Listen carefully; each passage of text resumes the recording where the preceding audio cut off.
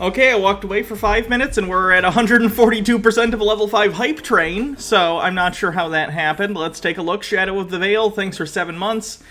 Says, I can't believe it's been subbed for 7 months. It feels too short and long somehow. Chicken Side-Eye with 100 bits says, Happy Saturday. Procagom gifting 5 tier 1 subs. Bumble Homestead tier 1 sub gift. Trump is having another rally in Alabama tonight. I thought it was supposed to be in the White House by now. He was supposed to, according to Peter and Mike Lindell. Funny how that works, huh? GG Raven 13, thanks for some bits. Wagroads 13 with 100. Felix Night Owl with 50 says, wanted you to know I think of you every time I eat hard cheese. I love you. Thanks. Brockagom gifting 10 tier 1 subs to the community. Wagroads 13 gifting a sub. Shady Shroomy with 100 bits. Kazi Stardust, thank you for 7 months. 74 Quinn 74, thanks for gifting a sub. Moppy Muttons, thanks for 114 bits. Xenon Exmer for 11 months. Robert Morley says, crew ain't playing, right?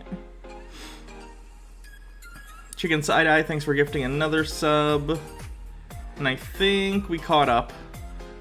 Minute left on the hype train and then we'll get started.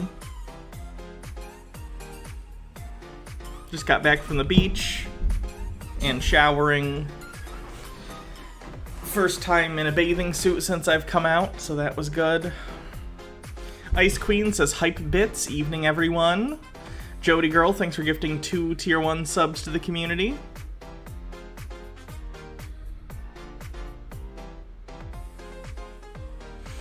RPG Unit 1, thanks for 200 bits. So today we have BassFZZ complaining about some sort of MGTOW red pill shit. Elliot Hulse with a video entitled Stop Blowing Your Load, Best Semen Retention Practices, so we're going to learn how to retain our semen. Midlife Crisis John Doyle is back to tell us all about White Boy Summer. Matt Walsh is mad about more kids shows. Heels v Babyface is mad about another episode of Marvel's What If. And yeah, that's about it. Thanks for the level 5 hype train, everyone. Much appreciated. 74Quinn74 says, fuck yeah, Hannah, that's awesome. How did you feel? Good. Red Werewolf says, Alabama rally because the South really needs more unvaxxed events right now. I mean, they're gonna do what they're gonna do. At this point, the Darwin Awards are writing themselves.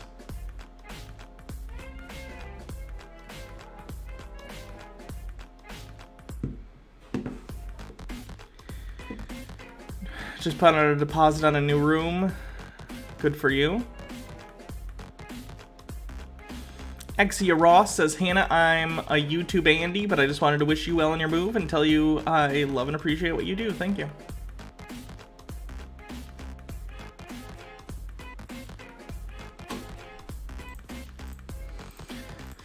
So what do we start with? There's a cornucopia of things.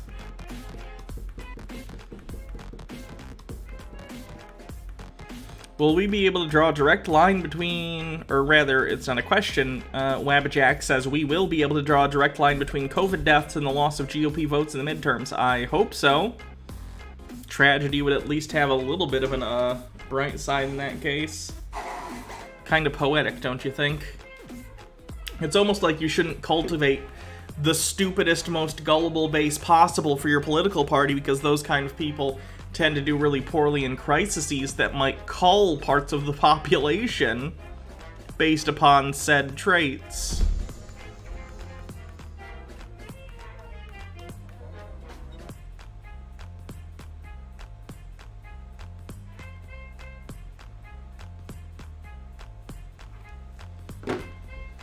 Link to another Chud video. Oh, God.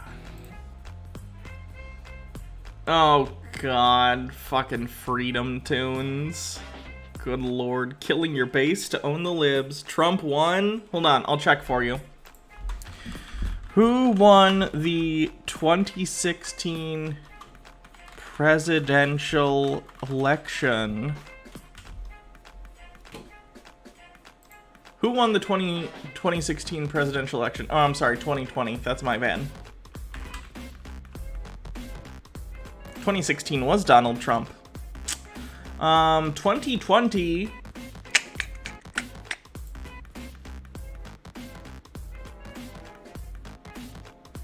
Oh, no. I think, actually, I'm sorry. It appears that Joe Biden won the election. I'm glad I could clear that up for you.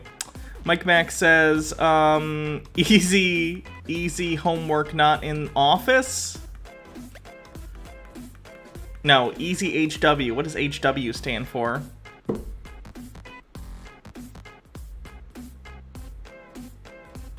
I'm glad I could clear that up for you, though. It seems that a lot of people are very confused lately for some reason. But no. Biden got 306 electoral votes and Trump got 232. So.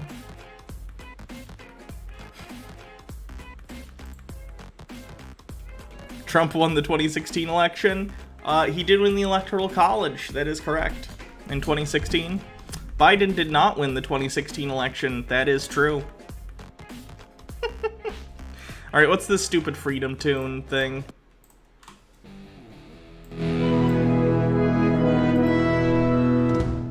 My son likes the color pink.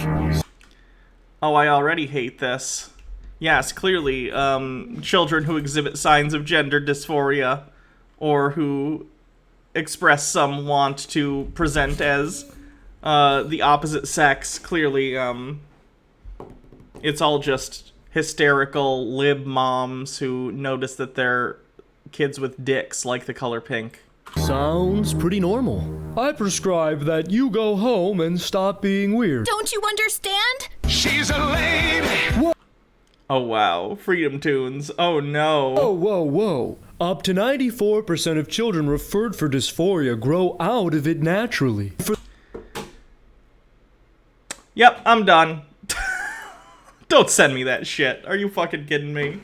You would have no way of knowing. I can't let my anger be taken out on you.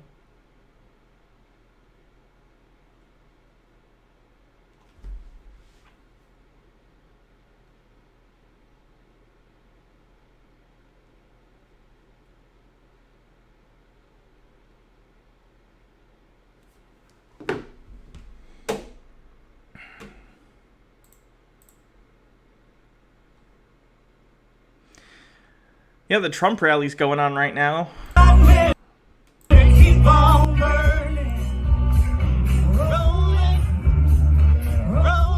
Cosmic Cats 42, thank you for 8 months, says, hope all is well and you have a good stream. I'm really tired, so I'll probably watch the VOD tomorrow. Well, I hope the stream is good enough for you to enjoy the VOD when you do watch it.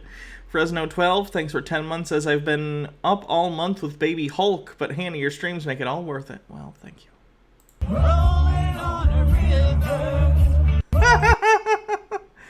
I'll give him credit. I do like this hat. I don't like the words, but I like the spirit. I like any hat that's completely impractical. So I can respect the hat maker. Oh look, Roger Stone, our favorite person with a Richard Nixon tattoo. Donald Trump cannot be bought. He cannot be bossed.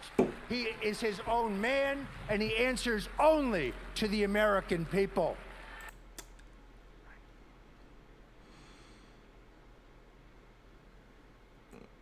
Pops. I don't understand why she has a Pop shirt on. Is that a right-wing meme or something? Hebrews 10, that vengeance is reserved for the Lord. And as a Sicilian, that's great, because I don't have to worry about getting even with these sons of bitches. He tells us in Hebrews 10 that vengeance is reserved for the Lord. And as a Sicilian, that's great, because I don't have to worry about getting even with these sons of bitches. Fucking yikes. Muddy says I need a hat like that, but for Pride Month. And Killjoy with a cleanse. Krizia says it's a joke about Biden and some guy named Corn Pop. Oh yeah, Corn Pop. Was he the guy who didn't have hair on his legs? I don't remember specifically.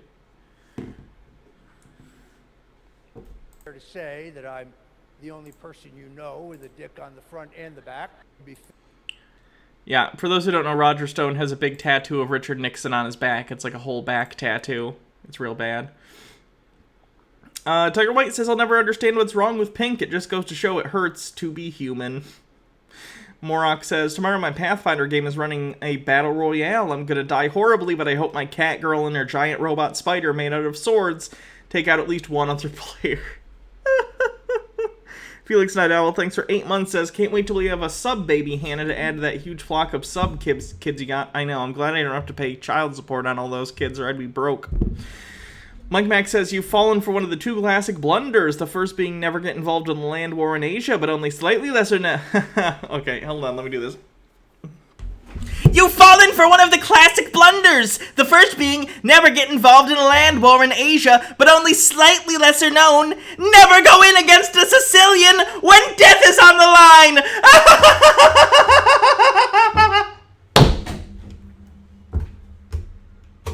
I love that movie. So I just did a video a couple minutes ago showing this incredible line out here in Coleman, Alabama that stretches, it's still, look at this, way, and it keeps going past all those vehicles way down there. Tens of thousands of people coming out here. And I got a few lefties on here that got upset and they said, oh, COVID, you guys are spreading COVID. This is going to be another COVID event. I don't want to hear another word about COVID. You're gonna from your doctor when you find out you have it next week. You think he's gonna be like, God damn it, Dr. Williams, you fucking lib cuck. Ice Queen says, wait, I won't get child support when our sub baby is born? Why am I even subbing then? For that sweet, sweet sub baby gravy, obviously. Until you lefties tell Joe Biden to close the damn border. It's not the Delta variant, it's the border variant. It's allowing tens of thousands. The border variant. I like that they don't actually believe COVID is an issue at all. Unless you're brown, then it's a serious disease if you bring it. For reasons. Of illegals across our border every single day that not only have COVID, they have tuberculosis and mumps and measles and... Oh, look. It's the old trope of foreigners are disease-ridden monsters. That's always, you know, you're usually on the right side of history and a really moral, good human being when you're the person espousing that sort of rhetoric. Historically, that's the case. Muddy says, motherfuckers creating Delta squared, or to the power of 2, which is squared. Tucker White says, I've been trying to Brian Dennett Stadium. That line to this rally is nothing compared to a Crimson Tide game. Hepatitis and everything else that you guys don't care about. Don't talk to me about COVID. I don't want to hear another word. I don't want to hear about getting the vaccine or the second vaccine or getting the booster shot or any of that garbage or putting masks back on our kids. Shut the damn border and live free. As Americans, we are free. Oh, I don't think I'm allowed to say what I want to say about this guy, so I won't.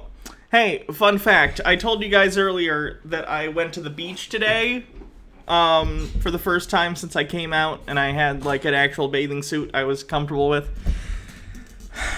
So we were at the beach, Baja and I, and we were in the lake, because we live in Michigan, so when I say beach, I mean it's a lake beach.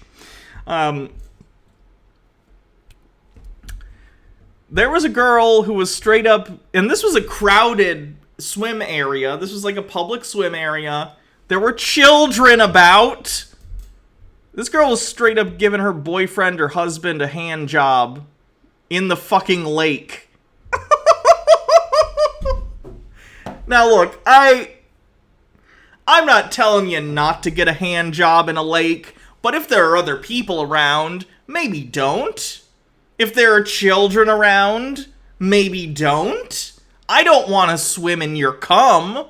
And you know what? I'll even give you this. I guarantee I've swam in places before where there was cum. But you know what they say about cum? Out of sight, out of mind. Do they say that about cum? Now they do. I'm a they. So, I don't know where I'm going with this story, but the moral is, don't jerk off your boyfriend when you're like 10 meters away from a child and they're swimming in the medium that the cum will be released in. I think they heard me say that too, because Baja and I were relatively nearby, and I was like, I think she's jerking him off. And I talk loud, so. Tucker White says, where the fuck did you get trying in that last post, Hannah? Trying? I don't know what that means. Did I post something to Twitter and I had a typo or something? Hold on.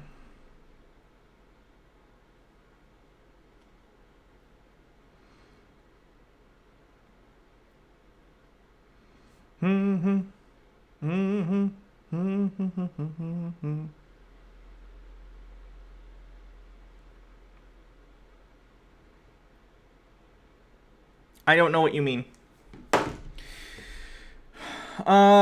Speedy Yoshi says, honestly, my sister works with COVID patients and shit. She talks about how some boomer men and shit deny it and are like, no, I can't have a fake disease. I can't even imagine not believing the hospital. Those people are so lucky the Hippocratic Oath is a thing. If we lived in a world without it, none of them would be getting medical care. Speedy Yoshi says, Michigan, classy as always. Ice Queen says, hashtag life goals. Muddy says, but there's weird bacteria funk that would be so gross. Maybe that's their kink. Yeah, they weren't being subtle at all. They were, like, right up next to each other, and it was under the water, but, like, her one arm was doing this. You know what I mean? She was clearly masturbating this man. And he was like, he was like, almost like necking her. Like, it was gross. Lily Love Stuff says, I saw someone suck dick on a crowded DC Metro train on New Year's Eve. I even saw a blowjob where the lady spat it on the floor and walked down the aisle asking if anyone had any gum. Yeah, that's just a power move. I think she owns that subway car now. Tucker White says, Hannah, it's water. And there's a link. A fish in it.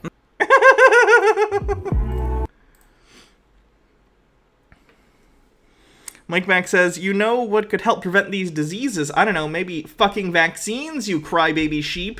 If you don't want to use a mask, don't ask for a breathing mask. And I'm pissed off because my dad had to wait for a hernia surgery because there's no bed for him at the moment. Yeah, the whole thing's fucked. Ice Queen says, meters, are you trying to say you're one of those commie pinkos? Freedom units. Mortis558, thanks for 3 months. Daylight Reckoning, thanks for 7 months. I apparently missed some bits, sorry.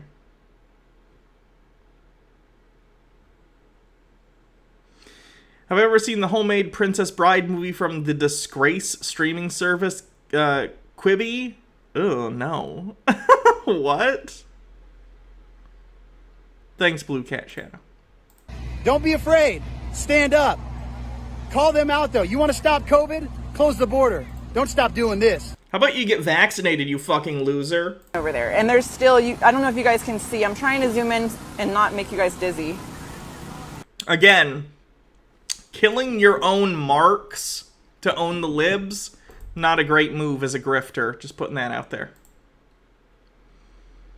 President Trump is set to speak shortly in about an Oh, they're playing YMCA in the background.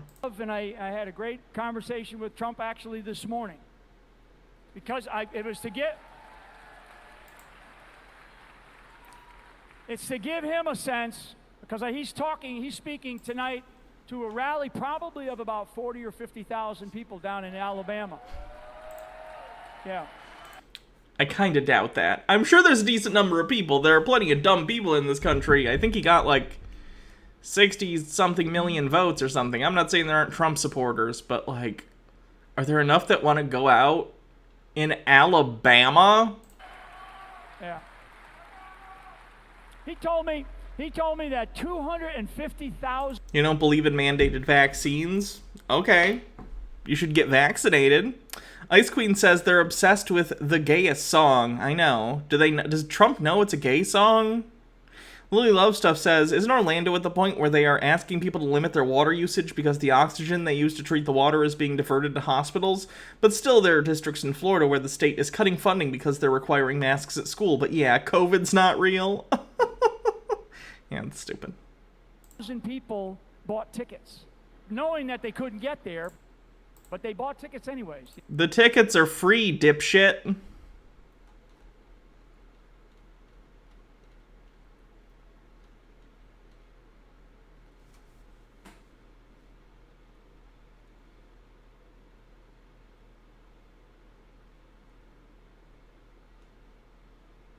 He's paying your child support. What is with this feud with Milo saying he's paying your child support? Okay, so that's I have to ask. That's another dude that's a complete fucking retard. How did this beef start? I don't even, people always go, oh, he's not really gay, right? Like, I'm past that fucking argument. Yeah. I'm not going to give him that time of day. I just want to give you an opportunity because people are asking. He's a fucking attention whore, and this is pretty simple. I pay $1,200 to $1,500 a fucking non-court ordered child support. Every sock, every shoe, every shirt, every fucking stroller is paid for by me. Yeah. Okay? So he's trolling? He can play this fucking story. He's a fucking pedophile. Okay, that's first and foremost. He's a fucking pedophile. All right? He shouldn't be around kids, period. So why does he say this if it's not true? He's just making it up. He's just trying to get under my skin. He's a person that talks people. Like, I talk policy, I talk events, I talk. Let's see. There. Speedy Yoshi says it would have been Steven Hillenberg's 60th birthday. He was taken too soon. Steven Hillenberg. SpongeBob guy? SpongeBob guy. Yeah, that sucked. And now they're abusing his creations. He said he never wanted spin-offs, and now there are at least 2 SpongeBob spin-offs, and they started producing them basically the week he died. Nickelodeon's fucked up. Fuck Viacom. Ice Queen says, wait, are they saying there's empty seats because people couldn't show up? Sounds like another TikTok thing. Could be. That'd be pretty funny. Tucker White says, could you imagine wanting to go to a political rally even if it was for free? I've said this before. And this is just me. Like, I'm not telling you can't go to political rallies. But let's say there was a politician I actually really like. Bernie Sanders. If Bernie Sanders came to Michigan, which he did, of course, during the last 2 presidential primaries, I wouldn't go. Because I don't care to go to a political rally. I didn't like pep rallies in high school, and I certainly don't like them as an adult. Why would I go? It sounds terrible. So I don't get it either way. There are SpongeBob spin-offs. Yep.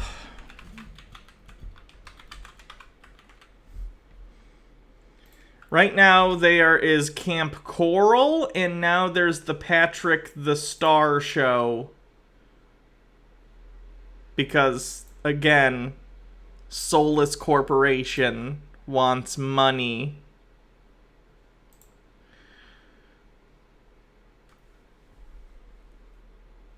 Don't let them watch the Disney Channel. It's satanic. It's satanic. It's satanic. The Disney Channel satanic. They tell you what they're doing. Monsters, Inc. I'm sorry, I'm not going to go too much into this. They tell you what they do. They're evil. Yeah, the QAnon people think Monsters, Inc. is an allegory for the screams and the fear are the adrenochrome, basically. Or the energy taken from the screams are the adrenochrome. Prohibited items at the Trump rally, aerosols, alcoholic beverages. Oh, that's gotta bum a lot of people out. Backpacks, bags, roller bags, suitcases exceeding these size restrictions. Balloons, balls, banner sides and placards, chairs, coolers, drones and other unmanned aircraft systems, explosives of any kind, including fireworks, glass, thermal, and metal containers, laser lights and laser pointer, e-cigarettes and vaping devices, that's a bummer, mace and or pepper spray, noisemakers such as air horns, whistles, drums, bullhorns, packages, poles, sticks, and selfie sticks, spray containers, structures. They think someone's going to build a deer blind in the middle of your rally. Support for signs, placards, tripods, umbrellas, weapons, appliances, and any other item that may pose a threat to the security of the event. I would imagine a lot of the people are concealed carrying.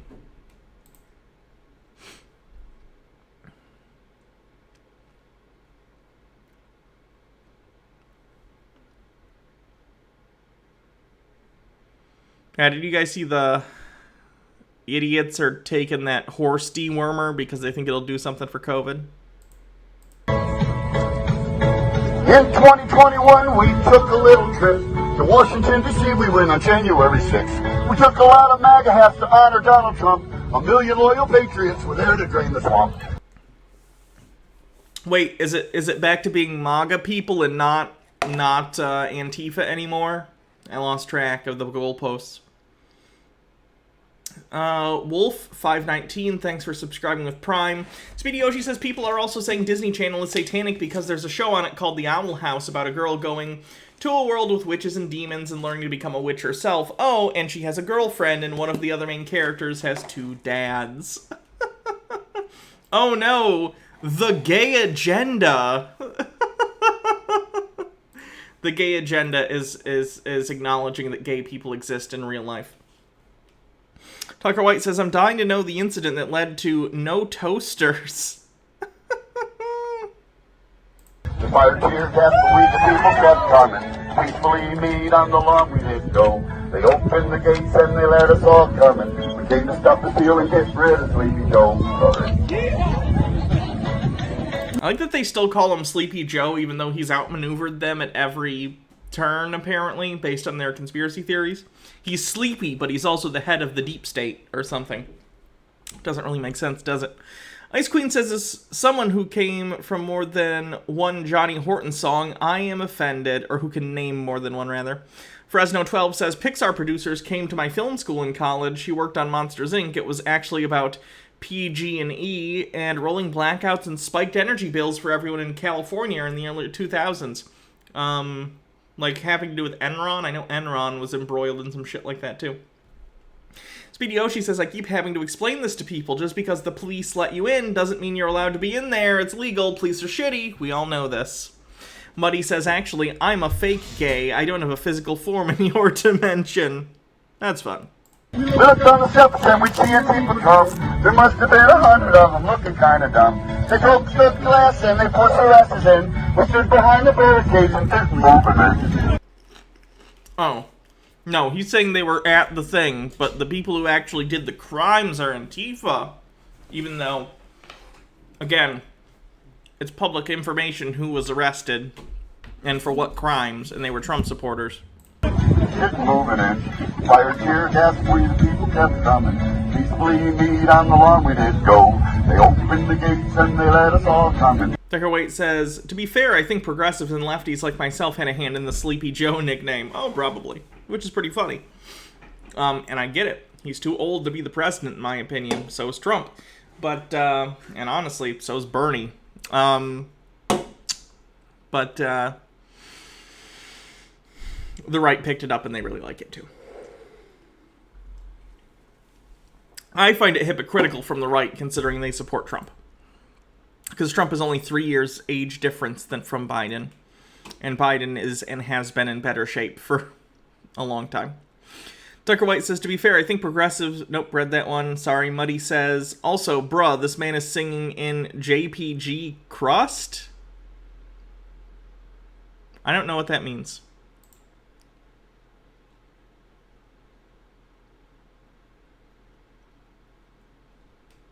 Federalist Papers. The grounds for impeachment are one of the most basic that Hamilton lays out in the Federalist Papers, and that is when he is acting in violation of his constitutional responsibilities, in this case to protect us and to make certain that we have peace and prosperity. He's acting in violation of his duties to save American citizens. And finally, it really, I think, is a better case for 25th Amendment. But I would pursue an investigation of both. I'd begin an investigation of whether there's grounds for impeachment. Remember, you got to do that first. And second, I'd begin an investigation of whether there's grounds to remove him for unfit for office. Okay, remove Joe Biden, get President Kamala Harris. That's fine. I don't really care. They're gonna do the same shit. How's your law license going, Rudy? I heard it got pulled. You're not allowed to practice in, I think, New York anymore. That's fun. Tucker White says, the terrible parody song the Uncle Sam wannabe was singing just makes me wish I was watching the Beverly Hillbillies. Chrysia says the Federalist Papers have absolutely no force. I think he's just talking about the ideological philosophy of them as opposed to any legal standing. The Federalist Papers were basically just a series of essays written in order to convince people that the Constitution was a good thing and should be ratified. Alexander Hamilton had a hand in writing most of them, and there were some other authors as well. Speedy Yoshi says, since he brought up Hamilton, can we talk about how fucked up the musical is? I love the musical. I'm gay. It's like Law, but making this white slave owner black and then some of the stuff they implied, yeah, it's not. Hamilton, I would say, is a guilty pleasure. The Hamilton soundtrack is probably my favorite musical soundtrack ever. But yeah, it's really problematic. It feels like, and this comes from a place because Lin-Manuel Miranda is a very, wealthy neo-lib type. So his idea of dealing with the issue of most of the founding fathers being slave owners is to cast non-white people as slave owners and make jokes about it, and then also imply Alexander Hamilton was an abolitionist, even though he really wasn't. And he helped manage his wife's father's property, which owned slaves. So yeah, Hamilton is not historically accurate, and it's problematic, but it fucking slaps, the music, so.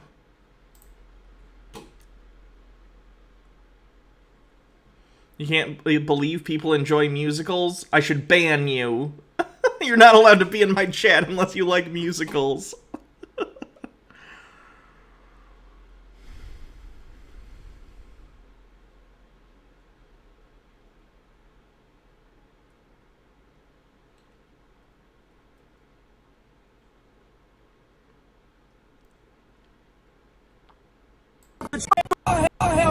Hey guys, good morning! Hey! Good morning! Lily Love Stuff says, when I was in elementary school, we did a musical about Lewis and Clark. We did the Hamilton-esque casting in 2003, and the only white kid in the musical who was a named character played York. Moppy Mutton says, I prefer Hedwig and the Angry Inch. Guys, we're outside the Trump rally. Good morning! This is the line forming up, guys. Good morning! Everybody's in line here. There's a security in the Trump stage right there. Good morning! Everyone's forming up over here. Good morning! Good morning! It's a great day. The weather's nice. Good morning, everybody. This is the line forming up. What time is it? 9 a.m.? 9 a.m. here at the Trump rally, guys. This is what it looks like. This is the line forming up. Everyone's getting ready. It's going to be a great... That's a lot of white people. It's a lot of disaffected white people.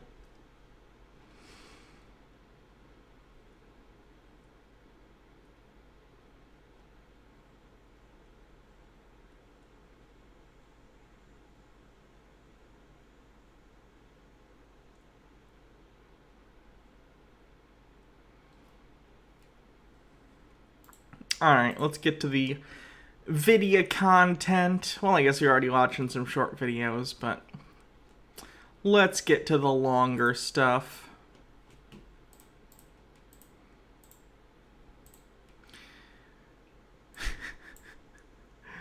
Guys, do you want to be healthier? Do you want to have more energy? Elliot Holtz has a solution for you. Elliot, now that I have been practicing NoFap, I noticed that when I get down with my lady, I've become a premature ejaculator, which was never a problem before. In fact, I used to last too long to where it was annoying. Now it's like I can't control it and I bust right away. How can I manage this? Masturbate. I'm not just jerk it. Just jerk it sometimes. I'm not telling you to do it compulsively, but like, just masturbate. It's healthy to masturbate. Like 99.9% of people masturbate, and the people who don't aren't happy. Fucking masturbate. Just jerk it. Just jerk your penis. Go flick the bean. Go do what you gotta do. Just come. You fucking weirdos. Brockagom says, if you like musicals, I'd recommend Bear, a pop opera. It's about two gay kids in their final years of Catholic boarding school, but it does get very sad. Well, I'm not going to watch it then. Muddy says, my dad's favorite hat in a plain red is a plain red baseball cap. I wonder what other people think when they see us together and spot the hat, not knowing it doesn't have any text on it. Yeah, they've basically ruined red ball caps for everyone. What a shame. So before I get into my opinion on this, I just have to state that I'm not an expert, but I'm on this journey with you. This isn't medical advice, but don't ever touch your pee-pee. And I have been doing semen retention for the past 2 months, and I do it in my sexual relationship with my wife because I don't masturbate, but I was having sex and ejaculating multiple times a week. And so I come across... Which is normal. Pyromancer says, my favorite color has been ruined. I apologize. This... Get on Team Purple. I don't think any political party's gonna ruin purple anytime soon. Lily loves stuff with 30 bits. And a link to a TikTok. Not turned on by a female CEO. This is what happens when you don't peg your men. Free the strap. Strap rights. Not turned on by a female CEO. This is what happens. That's great. Oops, wrong one. This thing, I don't know what you call it, called Carezza. This practice is a practice of Carezza. So it which is basic, essentially, if I boil it down to it, it's having sex but not blowing your load. Just keep having sex but not ejaculating, which is interesting because as young men. That sounds frustrating. And first of all, as men, we're goal oriented. So there's got to be an end for us to be satisfied. YouTube's color was purple. I was making a joke. Satisfied. That's just our nature, right? We want to get to the bottom line. We want to get to the solution. Tucker White says it's called edging, you pleb. I mean, even with edging, eventually you come. We want to get to the conclusion. We want to get to the ejaculation, right? Because then it's done. And so when we first start, I would say that 95% of us had our first sexual experience with Miss Palmer and her 10 daughters or 5 daughters, right? Most of us, it came through masturbation. And so we set the stage for ourselves to get to the goal as quickly as possible. I don't know about you, but I remember, right? I think the first time I fapped, I must have been about like 12 or 13 years old. And it was just a mad dash to that busting nut. It was as quickly as I can, whoa, and as fast as it could come, the better. Because the last thing I need is to hear about Elliot Hulse's adolescent masturbation habits. Why do I put myself through this? It was like I just wanted to get to that gush, right? And so what ends up... Can we not call ejaculation gush? I'd appreciate it. The implications of volume with the term gush just make me want to throw up. Happening is we then treat sex the same way because it's in our nature, and then it becomes a practice, so it becomes ingrained in us to hurry up, get to it. And so there are a few things that I've learned over the course of the past few months while I'm practicing Carezza, which means give your wife all the orgasms she wants. According to good for his wife. Ice Queen says was gonna say maybe not watch him ever again. That'd be nice. No, I'm too self-destructive. Speedy Oshi says what's more dry, Elliot Hulse's wife, Ben Shapiro's wife, or Peter's wife? Ben Shapiro's. Felix Night Owl says I hate it when he does the as men thing, like women aren't goalie oriented. He does it all the time. Also, how dare he try to speak for all men? Yeah, it's stupid. This one book called Energy Carezza. 2 books I recommend. The Gentleman's Guide to Carezza, Gentleman's Guide to Carezza Sex, and Energy Carezza. Oh, did I mention this, by the way? Bad news, guys. You know Bryson Gray that we cover regularly, or covered regularly? We can't cover him anymore. At least we can't cover his videos anymore. He got banned from Twitch. Which is good. But we can't cover him. So if you're ever wondering, why don't we cover Bryson Gray anymore? We'll probably still sometimes see his tweets or things he has said, but we can't outright comment on his videos because he got banned from Twitch for hate speech. Yeah, he's the rapper guy. Tucker White says, oh joy, the porn is harmful garbage that I've heard for years but has next to no scientific evidence to back it up. Muddy says, don't worry, this is a parody video so you shouldn't get in trouble. It still picks up, I think. Just because it has a lot of the same sounds as the Ghostbusters theme. Pyromancer says, but Elliot, sex isn't for pleasure, it's for making kids and making sure everyone involved is miserable. Ice Queen says that's a good thing. Yeah, I'm glad, but still, I'll miss making fun of Bryson. I ain't afraid of no sleep. I ain't afraid of no bed. An invisible bed. Freaky ghost bed. Freaky ghost bed. Carezza. I don't remember the author's names, but you can look both those. I could do it on YouTube Patreon streams. Yeah, I gotta do some of those soon, by the way. I know, the move kind of screwed me up. I apologize, everyone. Also, I need this shirt. Aslan was Jesus's persona, don't at me. What's the colors? Okay. That's pretty funny.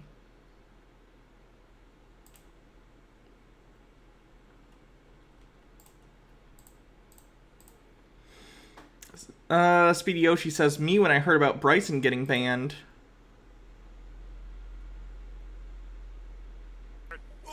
I don't know how I'm kind of really mad at Twitter, by the way, because Bryson literally tweeted the other day, like, all the world's problems are caused by Jews, and I reported it to Twitter, and I had a bunch of other people report it to Twitter, and he's still on Twitter, to my knowledge. So I don't know what the fuck Twitter's doing with Bryson. Every time he says homophobic shit, or anti-Semitic shit, or whatever, I report it, I have other people report it, and they never do anything. So I don't know. It's the world's smallest violin clip, but I'm not going to play it. Those books up. And so I gather from reading and then also from experience, and I'll tell you a few things that I've learned as a result in order to better control myself, because it was never a concern to me. I never even thought of it until coming across these ideas of how semen retention. Look, I'm getting older and I need to bust less nuts, which reminds me. God damn it. There's another book I want to bring. Pyromancer says, that's fine with Twitter, but Danny DeVito gets unverified. Yeah, that was ridiculous. Oh, I just had it here.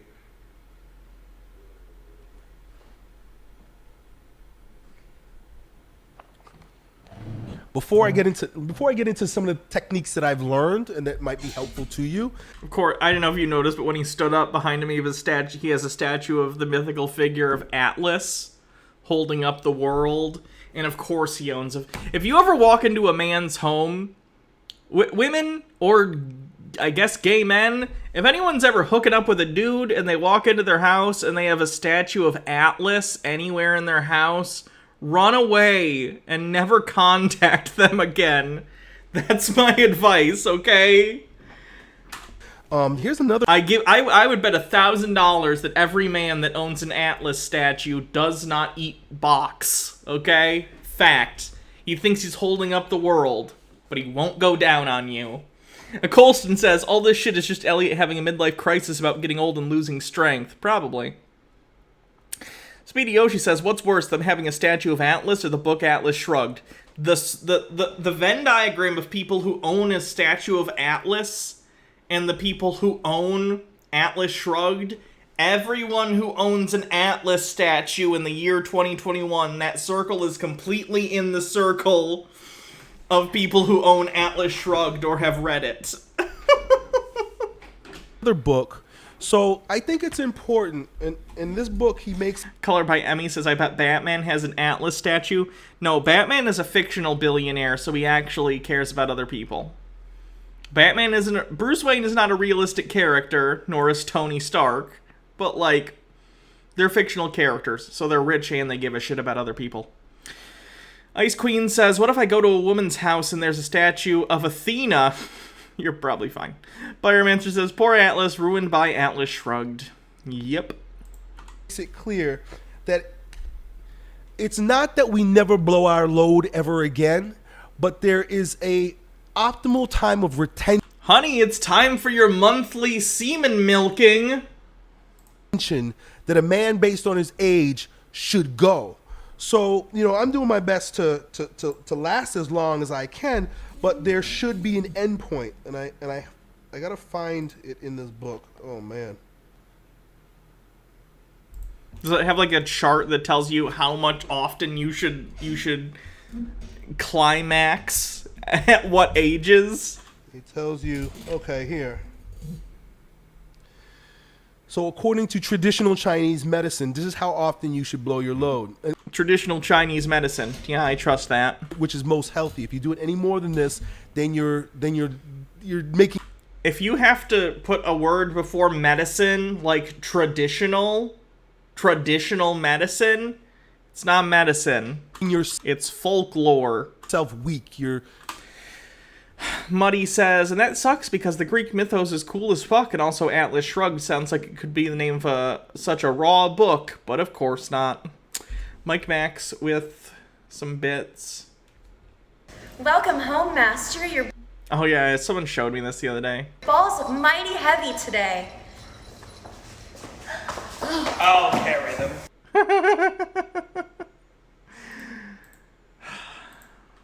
You're losing your... The other day, I think I was talking to a libertarian, and I don't remember the context, but it was on Twitter, and they were whining about something, and I said, I think you're crying harder than the first time Ayn Rand cashed a Social Security check or something. Which is pretty good. Your vitality. And I started to feel like I'm losing my vitality as I was getting older. I'm wondering what's like going on with me, and I was starting to have ED. I was like, wow, I don't want to have sex. And it turns out, no, I didn't have ED. I was just blowing my load too much. You need to stop blowing your load. Not stop having sex, stop blowing your load. Guess what happened when I stopped blowing my load? ED went away. Does he think ED just means not getting horny? Because it kind of sounds like that's what he thinks it is. Like erectile dysfunction, I guess maybe I'd have a misunderstanding of erectile dysfunction, I don't know. But I was under the impression that erectile dysfunction was an issue where you feel aroused, but you are just incapable of rising to the occasion, for lack of a better word, right? Like if he's just not in the mood as often, that's not ED, that's just he's not, doesn't have the libido he used to have. Those are different things. Lord Necro Jay-Z says, came out to my mom as trans and she told me that she loves me and accepts me. Hope your day is going great. That's awesome. I'm really, really happy for you. I just need to wait long enough to build back up my vitality, and then as long as I don't blow my load, especially for this period of time, there's no ED. There's no ED. Guys who have ED, I'm telling you, part of the reason why you have ED is because you're blowing your load too much, too often. Dr. Elliot Hulse, men with ED, you're blowing your load too much, too often. Too soon. Stop blowing your load and ED goes away. None of this is answering the guy's question, by the way. For those who forgot, because this video feels like it's an eternity long, the guy's question was, Elliot, I took your advice and I stopped masturbating because you told me it's evil or hurts me in some way. And now I stopped, and now when I do engage in sexual activities with my significant other, I'm having issues with premature ejaculation. He has not addressed the question at all at this point. Here it is. The ancient texts give the following advice. For a man of 20 years... The ancient texts. Oh boy, I need advice on how often I need to coom. I better reference the ancient texts like we're in Doctor fucking Strange. You're not casting a spell.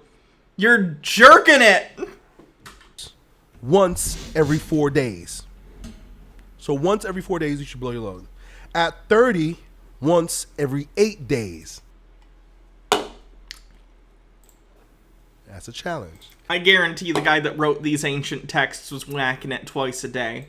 At 40, I'm 40, once every 16 days. So really the goal for me is to get past 2 weeks, right? If I get past 2 weeks, and so right now I'm on day 9. I don't need to know. And the longest I've gone. I do not need to know how full your testicles are. Mike Max says, is Elliot a weightlifter because too much of it can fatigue a person, thus reducing sex life? I assume like sex drive. He is a weightlifter, yes. The other day he actually posted a video where he was like really ill. He had some sort of sickness. People in the chat were saying it was COVID. I don't think it was COVID. I don't think he would have been able to be doing what he was doing if he actually had COVID. But he had some sort of respiratory something going on, a cold or a flu or something. And he was still doing weight training through it. It's like, Elliot, I don't even like you, but please, go into bed and eat some soup and watch Netflix or something. Just rest.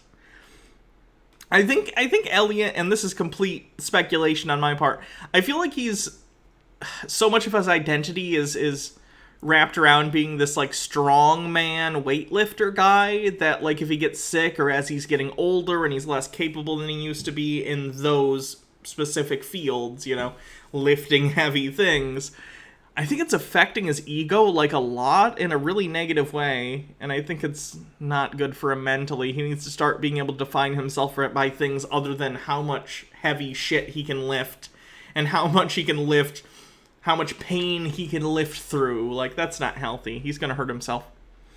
Matthias Octavius, thanks for extending your subscription through September. It's like 2 weeks, right?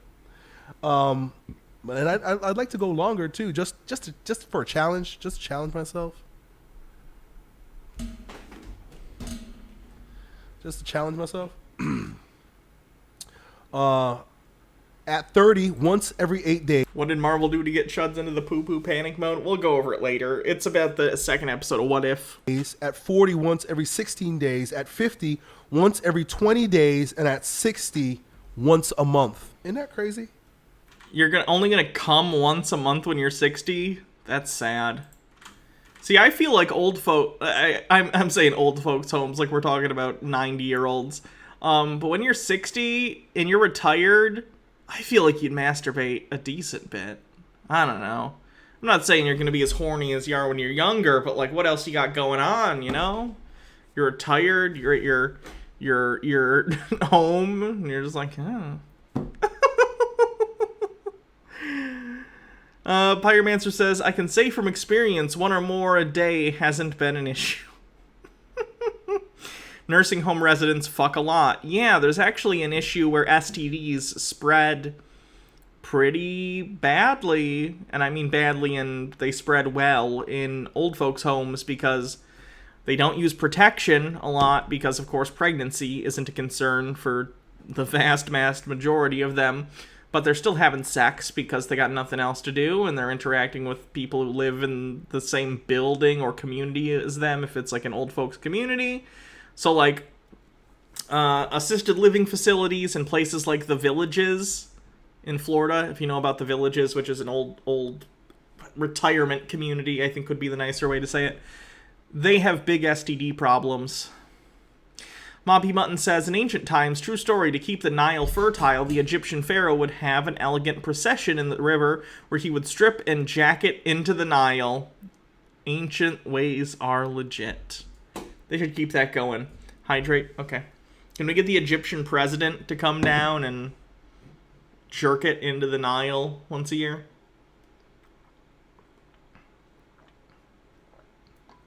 Does Egypt have a president, or do they have like a prime minister? I don't know what Egyptians' modern government is. Egypt's government.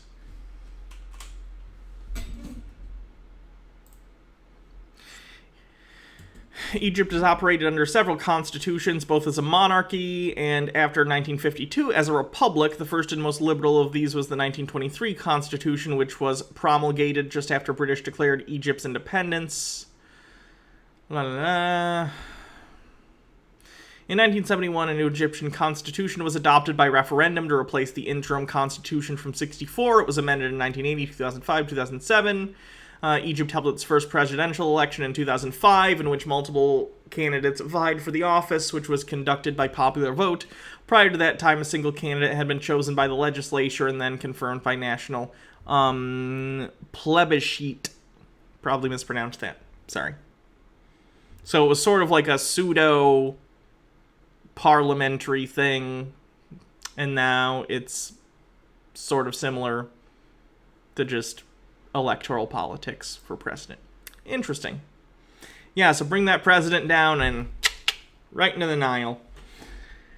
Like you're sending Moses off in a fucking bushel basket. Yo80 says, Sun Tzu once said, know not yourself or your ED, and you shall not blow, but know yourself and watch Chuds on YouTube, and you shall get all the women and stuff. I remember that. I have that dog-eared in my copy of The Art of War. Isn't that crazy? So they give us a guideline by which, this is according to traditional Chinese medicine. He says, there are clear guidelines in traditional Chinese medicine about ejaculation of sperm. In general, not more than twice a month is advised because of loss of qi. Other Plebiscite. Okay, thank you. Considerations include a man's health and age. The ancient texts give the following advice: for a man of 20, once every 4 days. A man of 30, once every 8 days. A man of 30, once every 8 days. 40, 16 days. You heard me say it anyway. Just reiterating. So, Nope, DMI, never mind. Stone Corbell says, the loss of chi. Isn't Elliot Hulse a Christian? He's a Christian, but he also believes in a lot of woo-woo bullshit. So I think that gives some of us a starting point. Now, that is if you're having sex. I don't think he addresses masturbation in this book, but if you've ever read Montauk Chia's book, The Multi-Orgasmic Man, he believes in masturbation, but not to ejaculation.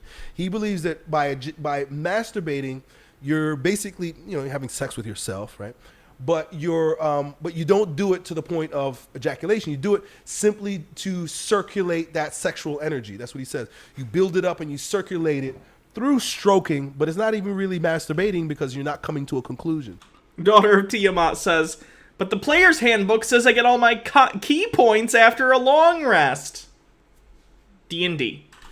And so given that, and then these guidelines, you could see that there's something, something for us to strive for.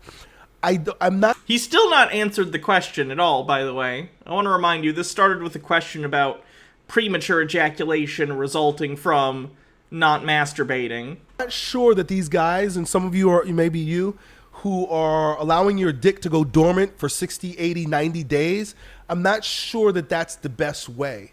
Because what I've heard, I don't know, happens is if you go too long without blowing your load, first of all, it could be bad. I don't know to what extent. Semen retention is really, really great if you love prostate cancer, by the way. But I've heard that it's not so healthy for you. It's not. Seriously, if you are a prostate haver, you should clear that out at least a couple times a week, probably. And then also... Not that you have to, but studies have shown it helps prevent prostate cancer. Your body will start to forget. Or once a week. I don't know what the fucking thing actually said. That you could get a boner. Your body... Once a month, is that what it said? Alright. Clear it out every once in a while. Your body will start to forget what it's like to be sexually aroused. And then it's harder for arousal to come on. And then you become like asexual, like you just don't want... If you don't masturbate long enough, it'll turn you asexual. And other bad takes on sexuality. Jesus. Not sex anymore. Which may be okay if you're a monk, right? Maybe that's what you... Nurse Hull says, I'll stick to 1 to 2 per day, thanks. I hope you're eating enough protein and drinking enough water. Maybe take an energy bar in with you and just... You want as a monk? But as a man, married man having sex... you want to stimulate, you just... All my Ace fans, have you simply considered jerking off more? How fucking disrespectful and ignorant. Colston says, wait, is this what happened to John Doyle? Oh, don't worry about John. We're covering John in a little bit. Don't want to ejaculate. So, once again, I haven't gone 60, 90, 100 days like some of you guys. I'm aiming for what the traditional Chinese medicine book says, which is 16 days, right? And I'm pretty sure I really made it a concerted effort because I would consciously blow my load sometimes, and now I'm just gonna stop consciously blowing my load. Wait, are you unconsciously blowing your load? Only have mistakes. I only have very few mistakes, but there are times where I'm like, I just have to do it, right? And I don't know what that is. That's the demon within me, but. 16 days for me, and so on and so forth for you guys. A week, 2 weeks, whatever. But that's not the problem for you, right? Because you're not jerking off, which is good. You're not fapping. You're getting with your girl, and as soon as you get inside her, you're blowing your load, which is a problem. I'm gonna stop you guys' videos when you come in. And so here are a few things that I've learned. I read some of these, and I practiced some of these techniques so that you can last longer. Number one, masturbate. And I'm going to be all over the place here with these because I'm just going to call them out as I think of them. Number one, you got to recognize what your deadly positions are. There are certain deadly positions for me, and it's usually the same for most men. And the deadliest positions are when you're flesh to flesh with your whole partner, right? When you're... He's referring to his most enjoyable positions as deadly positions. What? No, men, you must not enjoy sex. You must hate it. Avoid the deadly positions. Sorry, I'm just checking something real quick.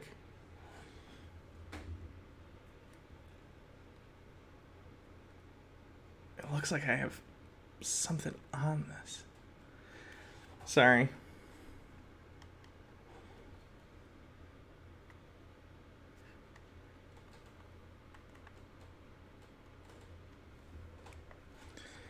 Okay, I'm just gonna fuck with that later. Never mind.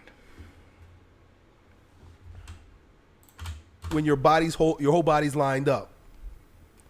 When your whole body's lined up and touching, right? So if my wife is completely on top of me or I'm completely on top of her, and our flesh is our chest is touching, our belly's touching, our legs are touching, everything's touching, that's a deadly position because you're hyper aroused. Because no, woman! We must not be intimate! We must hit it from behind so that I will not come too quickly. H. Baird, thanks for 8 months. Pyromancer says, hey, Elliot, you could always get a vasectomy. Yeah, right, like, Elliot, why don't you just, like, I don't know, enjoy being intimate with your wife, and then if you finish quickly, that happens, that's fine. There's nothing to be ashamed of with that. Just, like, do other stuff and attend to her, and then maybe you'll be good for round 2. Maybe you won't. That's also okay, but, like, why are you acting as though once you, that it's done? You can do other stuff. Because too much of your skin is touching, right? If you're touching and you're really touching, then there's hyperarousal. This sounds like the saddest fucking life ever, where he's like, no, I must not enjoy intercourse with my woman. You could use your imagination, but there are certain positions where you're pulled off. You're not fully... I think the issue is that you are getting pulled off. Ayo.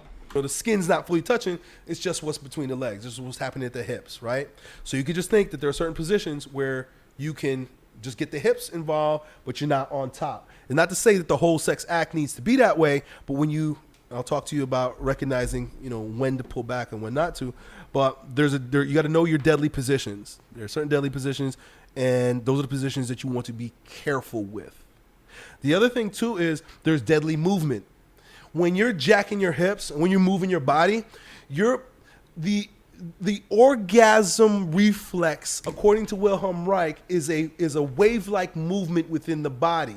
And then you get to a particular point where the root, which is your prostate, because of this movement, right? Because of this humping movement, you get to a particular point where you're like snaking, right? And what do they say? There's like a snake hidden down at the bottom of the pelvis, right? Is according to some philosophies. But really what that is your prostate. And that prostate starts pumping. And so you got to get this, you have to, sometimes instead of you humping, you take her body and you move it back and forth, right? So you stay. You're still going to be stimulated. That's not, what? What is he talking about? Snake? What? Robert Morley says sex should be joyous. This guy makes it sound like some kind of irksome task. I know, right? It's like he's explaining to someone some sort of like weightlifting routine. Like, all right, do 15 reps of this and make sure your body's in this specific position, otherwise you're gonna hurt your back. Like, dude, what are you doing? Muddy says, there's a snake in my ass. Stay kind of still and you move her body. EO180 says, Hannah, if you ever go for the right-wing grift, Hannah-themed load blow timers for Chuds. Think about it, $1 million idea. Right, and she'll like... I'll make it shaped like... I'll partner with John Doyle, and I'll make it look like his head, and it'll yell at you if you, if you blow your load. That too, you move her body, but the minute you start moving, you're starting to wake that snake. You don't want to wake that snake up. You want to keep still, keep breathing. Another one. I'm just throwing these all out. How is it going to know when you blow your load? It's going to have a sensor device. that's going to have to be inserted inside you, so it's going to have to connect to the prostate, and then once or twice a day, in order to detect that it's still attached, there is a vibrating motion. But don't worry, okay? It's a medical device. It's not gay. Stone Corbell says, wake the snake sounds like an advertising slogan. Out here for you guys. Just pick and choose. I find that when I'm on my... Do you guys remember, you know how like in the 20s and 30s and stuff, there were like dildos and vibrators and sex toys that were marketed as other things because it was too lewd and people were embarrassed to buy them? I'm gonna do the same thing, but for like cis hetero men who are embarrassed to want to be involved with like prostate stimulation but still want to try it. So it's going to be marketed as like shop vac for men, for manly straight men, but like you open the vacuum and you stick it in your ass and it makes you come. I don't know, there's an idea in here somewhere.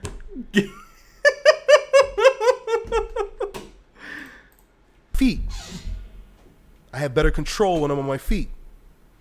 Killjoy says, better idea if the prostate probe detects your arousal, it gives your prostate an electric shock. Right? And there are certain times of the day I have better control. I have better control at night than I do in the morning. Right? Just be paying attention to myself, and I'm giving you these tips so you can figure yourself out too. When I'm on my feet, I have total control when I'm on my feet. But what if someone has sexomnia, Elliot? I have a friend who has sexomnia. He can't help but blow his load. Pyromancer says, we carry a vibrator that's disguised as lipstick. Also, huge uptick in stolen sex. Bittergrin says, power tool shaped anal vibrators. I have endless control when I'm on my feet. But if I, get off my feet, well then, it could be different. Morning time is a deadly time too. You remember Jake sharing that story? Hey, I didn't say it was Jake. Maybe I know other corn cob people with sexomnia, okay? I can know more than one corn cob person who fucks while they sleep. So those are the deadly situations that you can avoid. Here's another thing that I discovered that we have to learn how to do. When we get sexually aroused, we get tense. I don't know if you noticed this, but especially in the morning, because I'm not as in control of myself, I'll notice that my breathing changes and I'll tense up certain parts of my body. And I'll even tense those parts of my body in anticipation of ejaculation. And so we have to pull back that anticipatory tension in our body. What? Even before I was on like estrogen and T blockers, that is not what my arousal felt like. What is he talking about? Because when we have that tension in our body, it's like we're trying to push it out. You ever feel like he's trying to push out the what? He thinks when people get horny, when men get horny, he thinks that they're like, oh, I gotta push out I gotta do a big cum. That's not how it works. You're like, almost like trying to push your ejaculate out. What are you talking about? This feels like that scene from 40-Year-Old Virgin where he's like, you know how boobs feel like a bag of sand?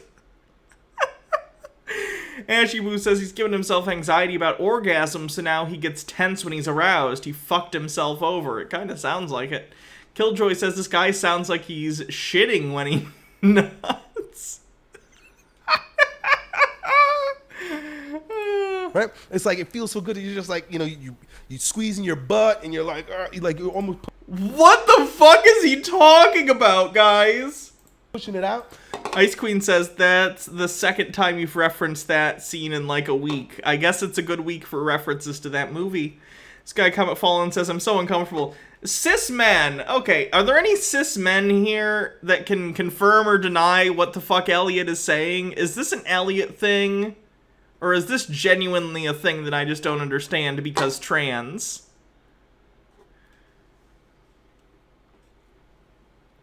So far, everyone is saying, no, it's just him. Okay, great.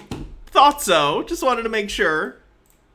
What you got to do is pull back that tension back into your body, and then breathe and soften all the muscles in your body. I used to do this meditation where I would scan my whole body from top to bottom, and I would feel like what it feels like. Like I would just imagine like a scanner, like a supermarket scanner, scanning from the top of my body to top to the bottom. If you breathe, right, just breathe. And I'm giving you a whole lot of stuff here. One of the things you got to do is you got to breathe longer. 5 seconds in, pause 5 seconds, breathe, exhale 5 seconds.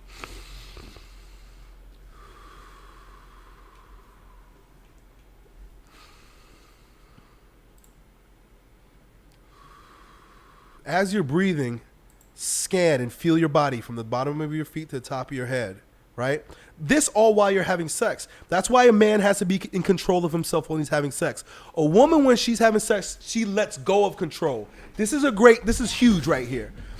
We act like women. That's just the way it is in our culture right now. We know nothing about being men.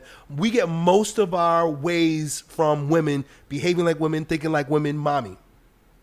And women, they let go in ecstasy during sex. And in a way... Fellas, is it gay to enjoy sex with your wife? Felix Night Owl says shitting during sex should now and forever be known as taking a hulse. Because we're effeminate, we do the same thing. We want to have sex. We want to let go in sex. But it doesn't work that way for men. Men, again, we have to build our value. The burden of performance is always on the man. And that's okay, because that's what being a man's about. Wow, he must just live the most miserable fucking life ever. Wow, this is really sad. Killjoy says, it's only gay if you don't shit. Sorry. Morok says, I've never had sex. Sucked dick quite a bit, but due to trauma, never allowed myself to be touched. I assume this isn't good advice, is it? No, this is terrible advice. This is really, really bad advice he's giving men. Ice Queen says, shitting during sex should now and forever be known as taking a hulse. I second that. That's what we signed up for, and I'll take that responsibility. I'll let my woman have all the orgasms she wants and let her fully let go. Like, it seems like he feels sex is a chore for him. Like, he has to go and, okay, I need to go make my wife come X number of times, and then I don't come because it's bad, because it's effeminate for me to come with my wife. It's so weird. Yo180 says, men having sex with their wives sounds gay. Let go, baby. But the man, right, she needs to surrender to the orgasm. And a lot of women can't even do that. They can't even surrender to the orgasm. So they are too masculine, these women. AKA, there are women he couldn't make come, and therefore it's their fault. It's not that he's bad at it. It's not that they just weren't sexually compatible. It's that those women were too masculine, and that's why they couldn't come when they were with Elliot. That's a cope. That's a real bad cope. Hydrate.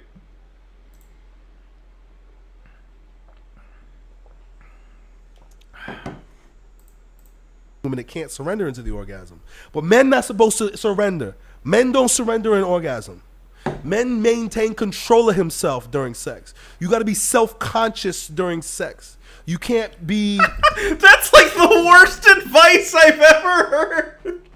Be self-conscious during sex. Oh my god. I don't like Elliot, but I actually feel really bad for him here. His poor fucking life must be miserable. He's in a prison of his own design. Ecstatic. It's not for us to be ecstatic during sex. Elliot, are you attracted to women? Do you want sex? Are you asexual? That's fine if you are. If you don't enjoy sex, like, that's okay. But, like, be honest with yourself about that then. What are you doing? Ice Queen says, never give up, never surrender. And Princess Amelia says, literally all I'm getting from this is men aren't allowed to enjoy sex. Muddy says, do not come. Blue balls only.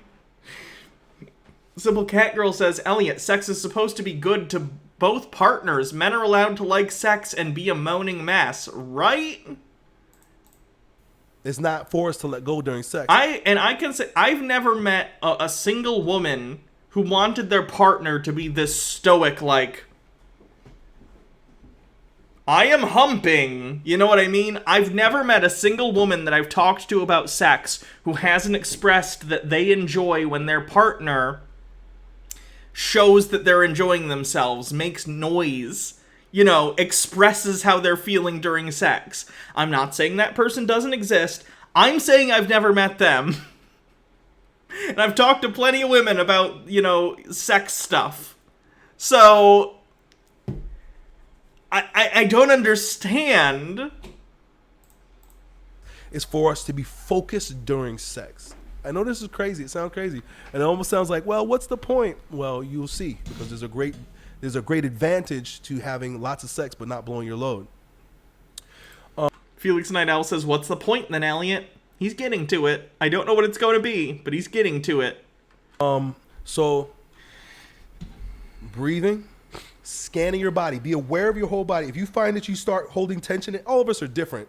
I will start to like squeeze my butt, or I'll like squeeze my feet, or my breathing will get shallow. If that starts to happen, then you have to back off a little bit and then allow those areas of tension to relax. And then you relax that, right? So you're stroking, right? Maybe she's on top of you, you're on top of her, whatever it is. You're doing the thing, but you're conscious of yourself. If you get wrapped up in her, the way she looks, the way she's moaning, the things she's doing, you're gonna lose yourself. She will take you off your focus. You gotta focus. It's work, but it's worth it. What the fuck is his problem? Is he okay? What the fuck? Another one. Elliot, I don't know how to tell you this. Sex is not supposed to feel like work. It's a recreational, intimate activity. If you feel like sex is work, you're probably not that interested in the sex you're having. I don't know if it's who you're having it with, or the kind of sex you're having, or sex in general. But if you think sex is work, primarily like that, something is wrong. Sky Comet Fallen says, why doesn't he just wear a condom? This is the most ridiculous birth control method ever. It's not a birth control method. He just thinks, he's the kind of guy that thinks once he comes, the sex is over. One, I'm just giving you, again, this is not like a comprehensive ebook where you're just going to follow step by step. It's me just telling you stuff off the top of my head. Clench your teeth. I breathe through my nose, but I clench my teeth.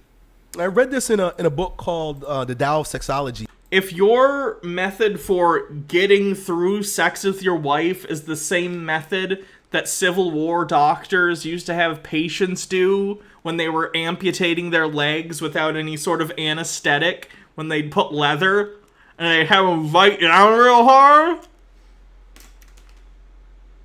you might not be straight. I'm not saying he's gay. He might be ace, but something's wrong. Like, sex should not be a thing you are getting through, like it's an ordeal. Does he understand this isn't normal? He needs to talk to every sex therapist in the world. Jude McLeod says, sex shouldn't feel like work, and that, boys and girls, is how I found out I'm Demi. Von Tuck says, late but finally caught a stream, and it's Chuds. Hell yeah, what did I miss? Also, Chud broken regarding sex. Color me shocked, sarcastically shocked. Many years ago, but I don't know how it works or why, but if you clench your teeth. His wife helps with the videos. She's definitely going to see this. How does she feel about this? And keep your face relaxed. Because if I found out, like, my partner was gritting their teeth to, like, air quote, get through sex with me, I'd be disgusted with myself. Not that it's on her, but I'm just telling you how I would feel. I would think there was something wrong with me, or I would just feel terrible and not want to engage with intimacy with them. Like, what the fuck? Next. 74 Quinn 74 says, I think he likes sex, but he's forcing himself to hate it for his, quote, medical stuff, and yeah, he needs a sex therapist. I think he needs a sex therapist and a therapist.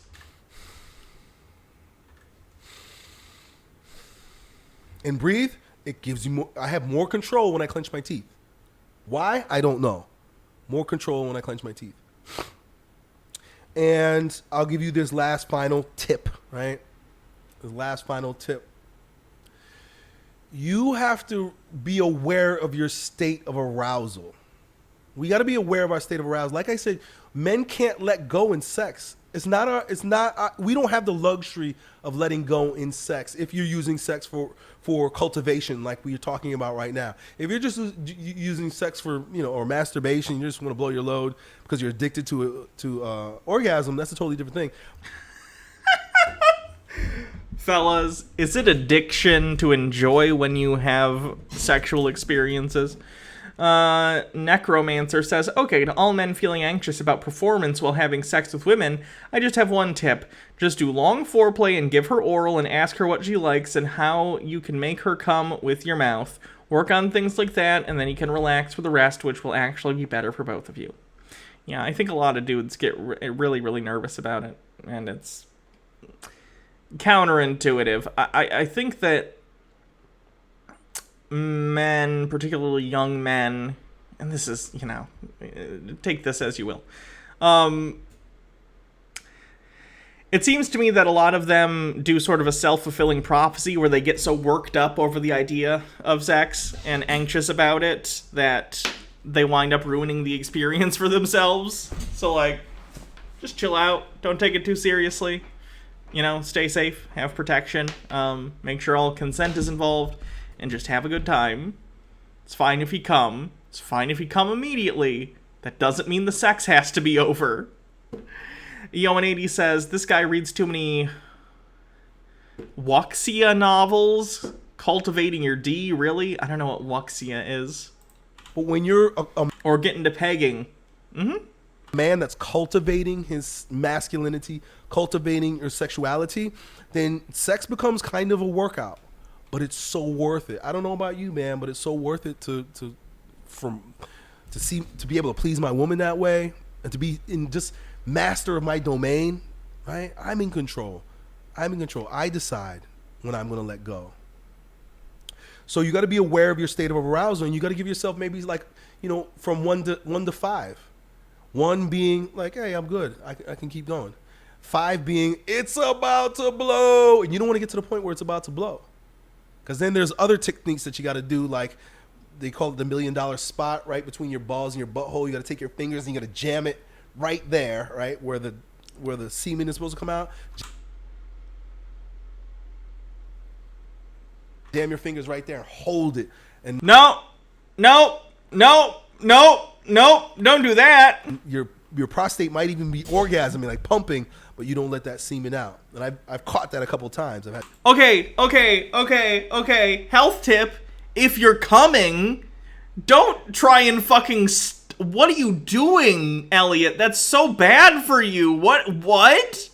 Is he saying that he will physically his prostate will, and he'll hold his penis like it's a hose and he's trying to keep it from coming out?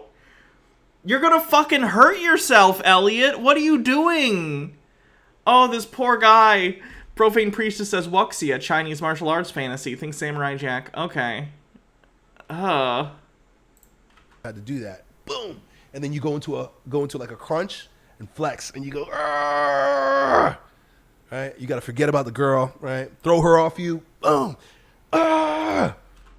Yeah, I'm sure your wife loves that. Oh my god. You got to bear down on it. And Profane Priestess says Samurai Jack is Japanese, but same idea. Okay. Hold it. And flex your abdominals. This is horrifying. But you don't want to get to that point because that's terrible. You don't want to do that. So why does his wife even have sex with him? This sounds terrible. Robert Morley says, crimp the wee-wee. Kind of losing steam here. But I thought that was a... Just come. I missed your bits. I'm sorry. Simple Cat Girl says, one thing I hate about society is this need to tell people how to see sex as this weird activity that's only fun for one person or no one. Like my guy, men and women are allowed to enjoy sex. Also, Elliot, you don't have to force yourself to have sex, right?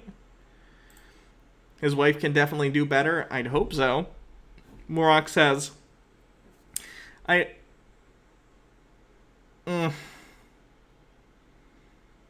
Oh, fuck it, I'll read it.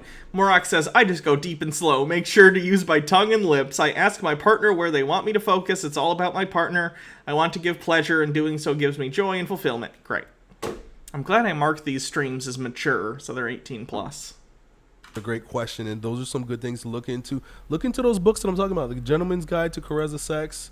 Look into... Not once did he mention, like, this has all been about PIV sex. Not once has he mentioned using his hands or mouth on his wife. Just curious. How often is she faking it? Eoin80 says, Wuxia, Anglican Wushu, Chinese martial arts story, where people can split mountains and whatnot, including some stories of people cultivating the lower parts. Oh, their lower parts, rather. Gotcha. You didn't miss John Doyle. We're doing him next. The Multi-Orgasmic Male. Look into Energy Carezza. It's a book that I think is out of print, but is a well worth reading. It's written by a doctor. And then, of course, Listen to Your Body. I mean, basically what I've said in this is just one chapter on sex, energy. And just remember, Hydrate. right? Most of you guys are in your 20s. So once every 4 days is not that bad. I was doing that in my 30s and 40s, and then I started losing my vitality. In your 30s, once every 8 days, so on and so forth. So hope that helps, dude. Done. Yo, it's you, bro. That was not helpful for the question that guy asked at all. The guy again asked, Elliot, I did what you told me. I stopped masturbating, and now I prematurely ejaculate. At no point in his rambling, incoherent nonsense did he give anything that even resembles an answer to the question that was asked, and we are all stupider for hearing it. So that's fun. Von Tuck says, I can always count on Chuds to make me feel better about myself as a lover. Damn, these dudes are fucked up. And Jeff Millarth says, studying abroad in England, I met people whose attitude was basically, sex is a race and only one of us can come, and I have no clue how those people ever get laid. That's fucking stupid. Humans are the worst. Alright, this is a 30-second one, and it says, masturbation ruins men. First of all, as men, we're goal-oriented, so there's got to be an end for us to be... Oh, it's just a cut-up version of what we just watched. Jesus Christ, Elliot. So that's what he's up to. Not coming.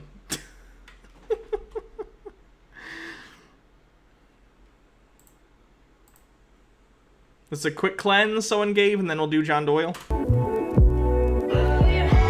Oh, yeah, the kitty. Is this the cake?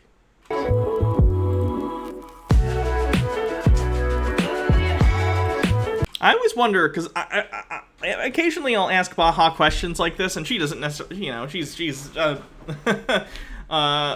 developmental geneticist, so this isn't her wheelhouse at all, but I just get curious and ask questions, and I was like, do you think cats, what's their cognition like? Like, does this cat have a good enough sense of self and understanding and has looked in a mirror and understood that it's them in order to look at this cake and be like, this cake looks like me. Me, the being that I am, I exist, I am this thing. Probably not, but I wish they could.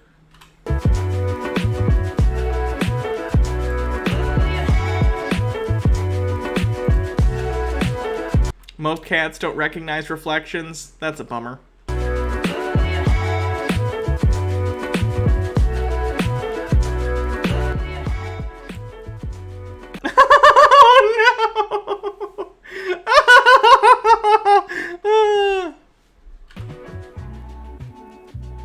Oh no!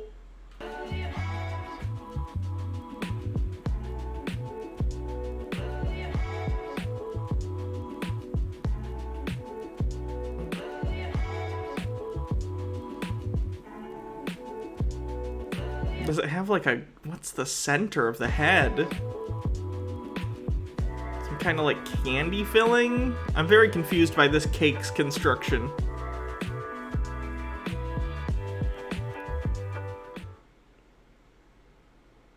I think it was fondant. No fondant.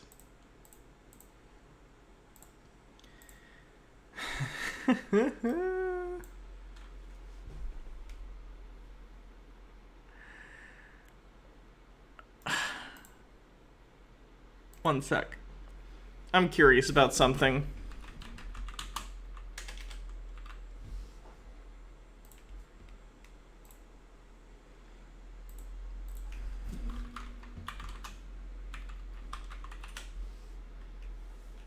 Not fond of fondant. Shut up. Shut your mouth! But yes. I'm just curious how John Doyle is doing in terms of growth, and if it's changed at all over time. December 2020, he had a very popular video. Or October, rather. Wonder what it was. He gained 85,000 subscribers that month? That's very strange. Let's see, he gained 5,000 subscribers in July, 2,000 in June, 3,000 in May. No, he's still maintaining pretty good growth. Not as good as his best months, but certainly not as bad as his worst. It's a shame. I was kind of hoping YouTube would blacklist him. Alright, so let's check out John Doyle's newest video. So, midlife crisis John Doyle has his new home in Texas. And he has a new video entitled, Why the Left Fears White Boy Summer. I haven't seen this yet, so let's check it out. He's inheriting Fuentes' followers. I mean, they're friends, or at least business associates, so it's not surprising. They believe basically the same shit. John's just better at hiding it. Moppy Mutton says, heck off, commie. Nah, fuck off, fashy. I am going to do what I do best. I am going to warrantedly and correctly overanalyze a meme through the lens of my politics, but this time I really don't like Midlife Crisis John. I miss Suit John. Midlife Crisis John just depresses me, because he's in his 20s and he's already dressing like a 40-year-old divorced dad who posts online about how much alimony is killing men and that child support is misandry. Like, I'm just saying, John Doyle's whole thing has been getting sadder and sadder for a while. And when he inevitably dons some sort of, like, leather Hugo Boss outfit with a armband with a T on it, I'm not going to be able to take him seriously as a real fascist. All I'm going to see is this douchebag. And that's not fun, right? I'm not going to feel good about being in hiding from fascists who used to wear shirts like this. Urban Heat says, I don't fear it. I mock it and destroy it. Very edgy. Sky Comet Fallen says, WTF is white boy summer. Summer's almost over. What is he talking about? It's like a meme that started. It was big in the Groyper community. Groypers being fans of Nick Fuentes, basically white nationalist alt-righters. Muddy says, correctly, calm down, piss boy, it's a meme. It also just became a general meme of, like, it's white boy summer, people making fun of it. It's more than a meme. It is a lifestyle. It is a metaphysical reality, and that is that this summer is white boy summer, okay? This is white boy summer. Why is this? What does it mean? Why are people melting down about it? So many questions, and we will answer all of them. But you might remember that there was a song that came out a couple years ago called Hot Girl Summer. And the whole point of the song was exactly that. It's Hot Girl Summer.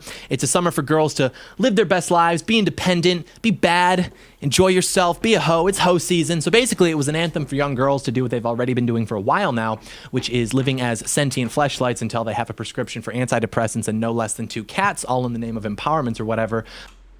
Gee, I wonder why John Doyle's single. He's such a catch. Look at that shirt. It's so turquoise. But nonetheless, that was fine, right? Like, that was... H-Baird says he's like an early blooming Terrence Popp, except he doesn't have the kinds of real baggage that Terrence does.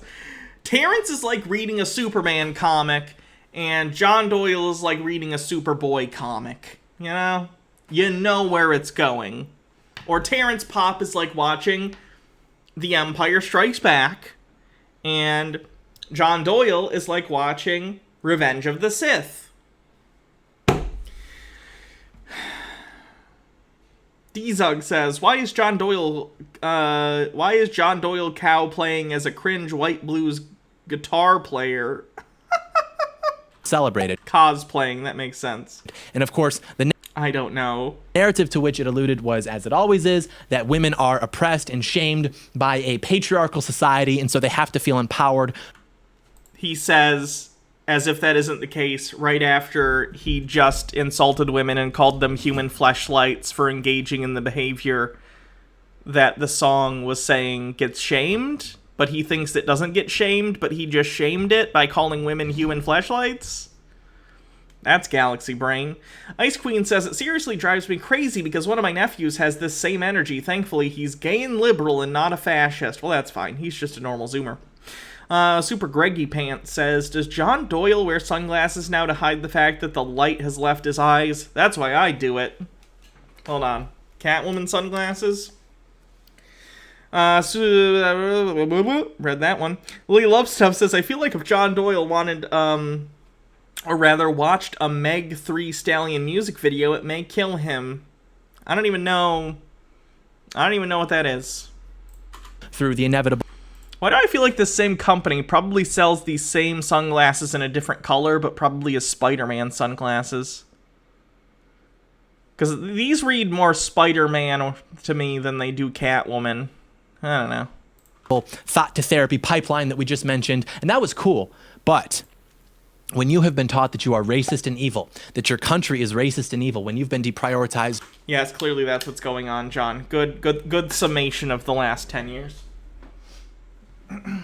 In the workplace, in college admissions, all of your favorite things get turned gay or into women.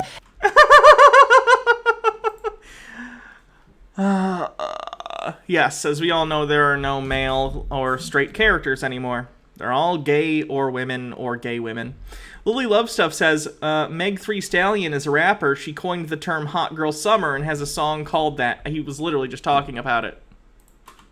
Any opportunity to mock you is taken and ran with, but when you try to participate and poke fun too, then you're demonized. All of this happens to you over the course of a few decades, and in particular the last few years. And he knows. John Doyle's 21 years old, so he only knows the last 2 decades, literally. And you just want to have one teeny tiny little white boy summer, and then immediately, nope, shut it down. That's extremism. That's white supremacy. I don't.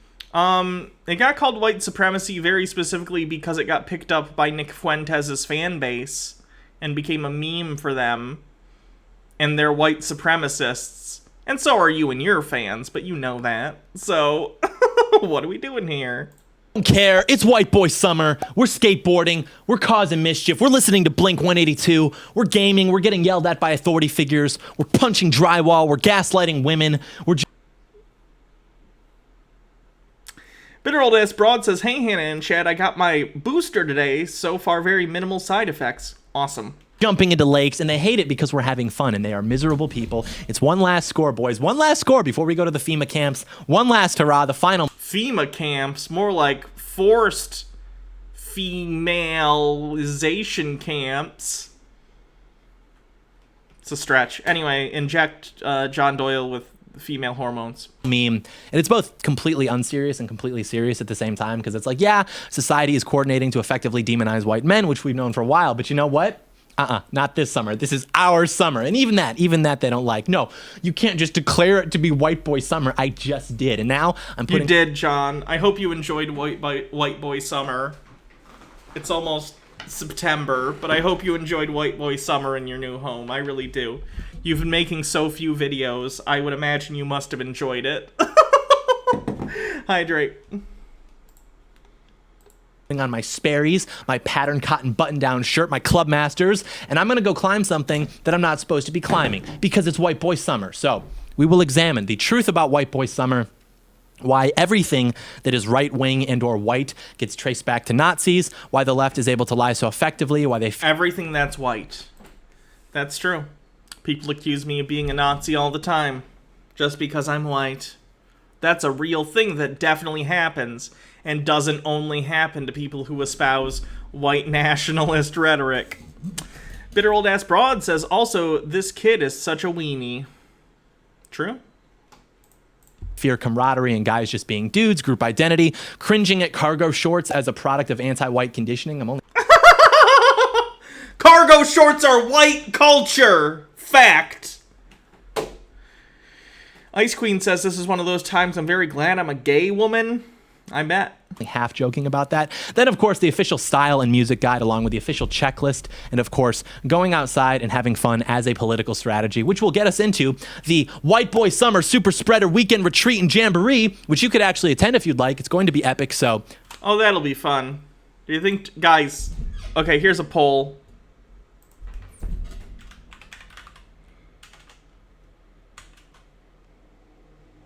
Sorry, I'm trying to make a poll. Will John Doyle catch the coof?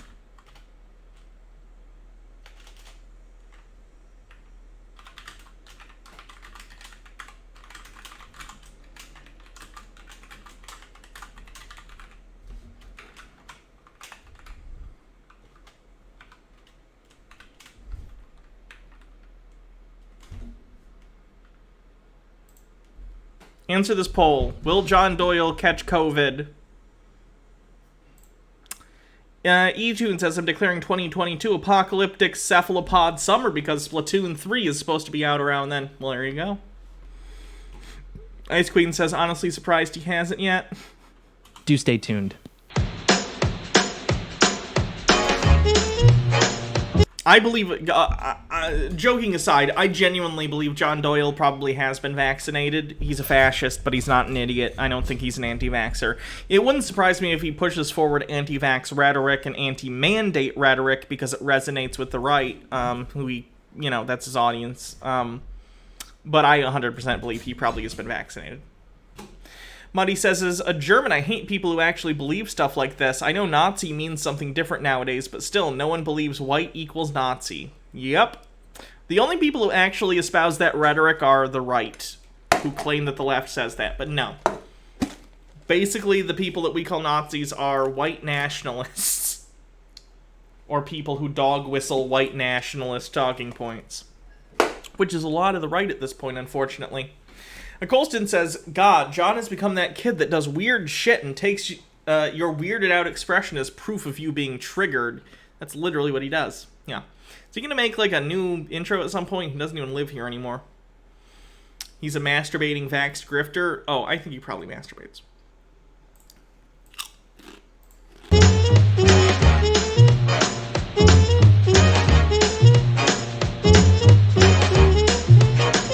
John Doyle in. Heck off, commie. Hello there, ladies and gentlemen. Welcome to Heck Off Commie. You might be asking yourself why I waited until August to start talking about White Boy Summer. It's actually a very simple answer. I've spent the better part of the last 2 years studying contemporary global propaganda, and I'm...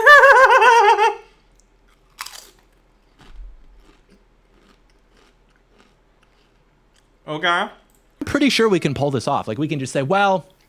You know, with the lockdowns and everything, we really weren't able to fully experience White Boy Summer, so we're going to have to extend it further into the calendar, only temporarily. But we're just going to have absolute power over the calendar if we do this correctly. You know, we can just... It is with great reluctance that I accept this calling. I love seasons. I love Christian Girl Autumn. Believe me, I do. I love Pride Month. And once White Boy Summer has concluded, I will lay down these emergency powers. He loves seasons, which is why he moved to Texas. And restore the calendar as it exists, but it's never that simple, is it? No, the everlasting White Boy Summer. We just have to get our feet in the door. We have to get our vans in the door, and then the whole calendar is ours. I'm joking. That is a... I really wish the Groypers hadn't ruined White Boy Summer as a meme, because it is actually a pretty funny meme. Joke. And that's the thing. This whole thing really is said tongue-in-cheek.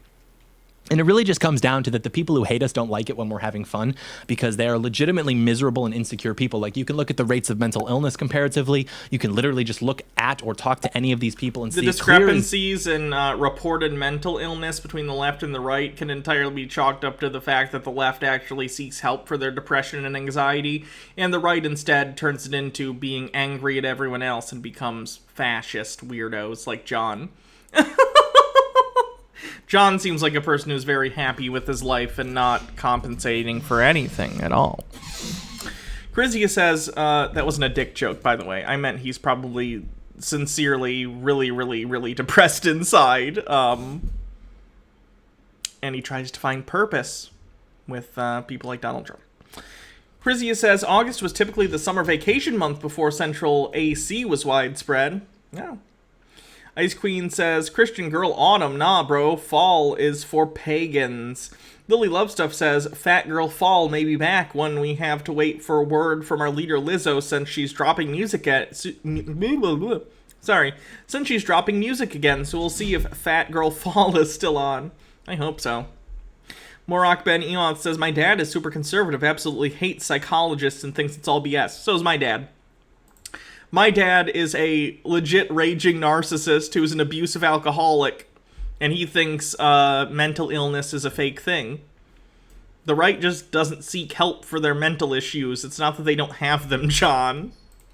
Day. And so something like White Boy Summer is really just demoralizing to them because they exist literally to try to ruin our lives, whether it's by putting all of... That's true.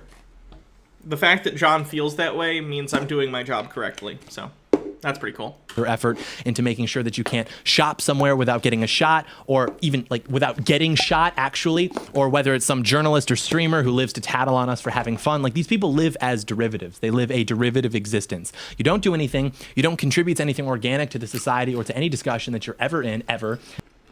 John, you and I are online political pundits. Let's not try and throw stones at glass houses. Neither of us add anything of substance to society, and that's a fact. You exist to serve the power structures in this society, and without people like us actually challenging those power structures, you would have even less purpose. And so, guess what? It's White Boy Summer, and the boys are renting a lake house for Labor Day weekend, and I am bringing out the most radical, the most intolerant, the most illiberal guys I know. We're going to be laughing. We're going to be jumping into water from dangerous points. We're going to be eating obscure meats. Like, we're going to get some ostrich burgers going or something. We're going to be wrestling. We're going to be boxing. And is man meat an obscure meat now? And inevitably, someone's going to get slammed or hit too hard, and an actual fight is going to break out. But that's okay. Arguably, that was the whole purpose from the beginning. And most... That sounds like healthy relationships with your bros. I know for a fact that we're going to get in a fight. Oh, that's reasonable. You all sound very emotionally mature and definitely don't have any mental illness. Chrysia says, conservatism is literally the antithesis of challenging power structures. Ice Queen says, we're going to be having a lot of gay sex. Wagrode says, nonsense, Hannah. You keep plenty of us misfits and weirdos sane. Kinda doubt that. Overthought says, challenging power structures isn't his whole thing to conserve power structures? Okay, he wants to regress to previous power structures that kept, like, white straight men in power and disenfranchised everyone else. He's not a conservative. He's a fascist. And a regressive. Importantly, we're going to be having more fun than the people who hate us, which means that we win. So there's that. Also, if you've been looking for new merch, it is imminent. It will be released very soon. Very excited about that. And if you're interested in attending the Science is Gay, I actually kind of want that shirt, unironically, the Science is Gay shirt. Not for the reason he intends, but yeah, I kind of like that shirt. Colston says, Christ, this is so sad. He actually thinks people care this much about him. Yeah, he has 300,000 subscribers. This is 40,000 views. I mean, his audience certainly cares about him. Sky Comet Fallen says he's totally not gay, spending all the summer with a bunch of guys at a lake house, but definitely not gay. Felix Night Owl says, this party at the lake is sounding really gay. I kind of want to go. White Boy Summer Super Spreader Weekend Retreat and Jamboree. We're going to have a good time, and we're going to bring out a few members on the website sort of as like a thank you for supporting the channel. So if you're a member on the website, log into your account, go to Comrades Only, fill out the form, and then we'll get back to you. And you can also find the link to the private Discord server there, which is so much fun in itself. This is their second Discord server. The first one got banned for, I don't even know if I want to spread this rumor, because I didn't see any actual evidence, so I won't. The rumor was for pretty bad roleplay shit that was happening. But yeah, it's going to be a blast. And if you're a woman or a man who doesn't deserve his balls, you're not invited, okay? You need not apply. Preference is being given to anyone over the age of like 42, so we can have that dad on the grill energy, you know, rocking the cargo shorts, the sandals, calling anyone who gets more than 2 burgers or 3 hot dogs big guy. I feel like that's a fair ratio. I'm not the expert, but that's the idea. Or if I've met you at an event, I want to see Red Polo Chad. I want to see Sawyer there. Charlie, you can come. Sydney Watson won't be there, but you can still come. She's not invited. She's a woman. So we're very excited about that. So if you're interested, go fill out the form as soon as possible. But anyways, we begin our analysis of White Boy Summer. Now, as we said... Just a bunch of dudes hanging out at a no girls allowed summer retreat, punching each other because they're not gay. It really wasn't supposed to be a political thing. It literally started with Tom Hanks' son just spontaneously announcing it, and then like all great things, it was memed into existence. But I think it's important to realize that if you're a white guy in this country, if you're a white boy, you are essentially inseparable from politics. Like you are almost an inherently political figure.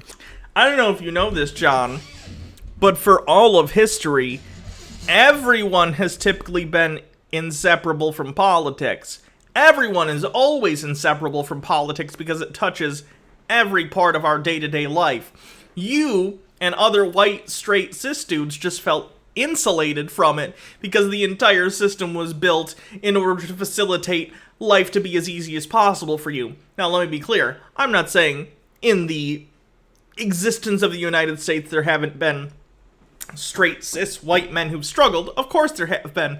But what I am saying is, you were insulated from consequences that directly disenfranchise people who aren't within that in-group. Speedy Yoshi says, if you're a woman typo. If you're a woman or a man who doesn't deserve his balls, don't worry, John, I don't need my balls. I can just drain your dad's. Sweet Bunny Mommy says, this whole video seems like a desperate attempt to stay relevant. How often is he even posting to YouTube anymore? Not very often. Let me look. The amount of videos he's put out have been way lower. This is the one we're watching from yesterday. Figure. And what that means. And then 3 weeks ago, a month ago, 2 months ago, 2 months ago. The move really screwed him up. But also I think he's being lazy. Did Don just say he wanted a hot dog from a daddy? I don't know. He says a lot of weird shit. I didn't notice. Queen says, can we all just agree that to ignore Chet and focus on Colin? He's way more like Tom. Wagroad says, how much money do we have to give Jake to send him to this? I'm gonna say they wouldn't let Jake in. Lily Love Stuff says, aren't people like John the ones that say anything in a movie that is by POC, woman, or of LGBT representation political? Yes. There are two races, white and political. And John is very upset that now white is political also. And what that means is that even if you'd like to be apolitical, you'd like to just live your life without having to take an interest in politics or... That doesn't exist. People who say they're apolitical are just ignorant of the ways in which politics shape their life. Devote any attention or energy to it. You just want to live and let live. View everybody as individuals. That's fine. That's political. That's still a political position. Speedy Yoshi says, Jake is too much of a Sigma male for these betas. Joking, I have to say that. I don't believe in Sigma, Alpha, Beta, or whatever. Well, thanks for the clarification. Even if that's you, though, which it probably is in the majority of cases, it doesn't matter because your existence as a white guy is going to be at the center of political discourse in this. Your existence is political. It's just a thing for everyone. That's just reality. Country for a very long time, or at least in orbit to the center, and it already has been for a very long time, the last decade or so in particular. So we just have to keep that in mind because politics is just defined by how things should be structured in society. And if the popular and growing attitudes in society are saying that you as a white man are responsible for atrocities XYZ, that you need to pay reparations, that you need to yield positions of power and influence to non-white guys exclusively because you're a white guy, etc., etc., you just... No one is telling you to yield positions of power. They're saying that the playing field should be even, and for decades and centuries it has not been. So in order to compensate for that, we should ensure that those who aren't the same old typical white straight dudes, same as always, should probably get opportunities too. The scale was already slanted in favor of white guys, Protestant property-owning white men who weren't Irish for, most of American history.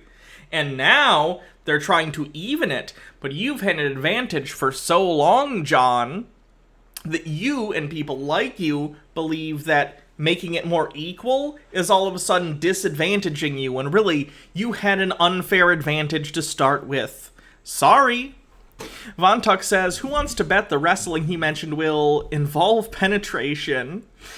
Speedy Yoshi says, how political are you? I'm black, gay, autistic, and adopted. That's probably at least 4 political points. Hannah, you're a trans woman who's bisexual and has the ADHD. That's 3 political points. I beat you. H. Baird says, how many school boards devolve into screaming matches over white guys wanting to go to school, John?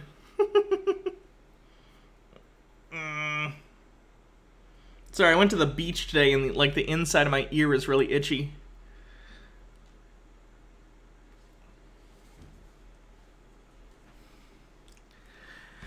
You just have to understand that whether you like it or not, the fact that you are a white guy is in itself political. And you can't change that without changing the politics. Everyone is political, John. Of society, because everyone is in some category or multiple categories that is political.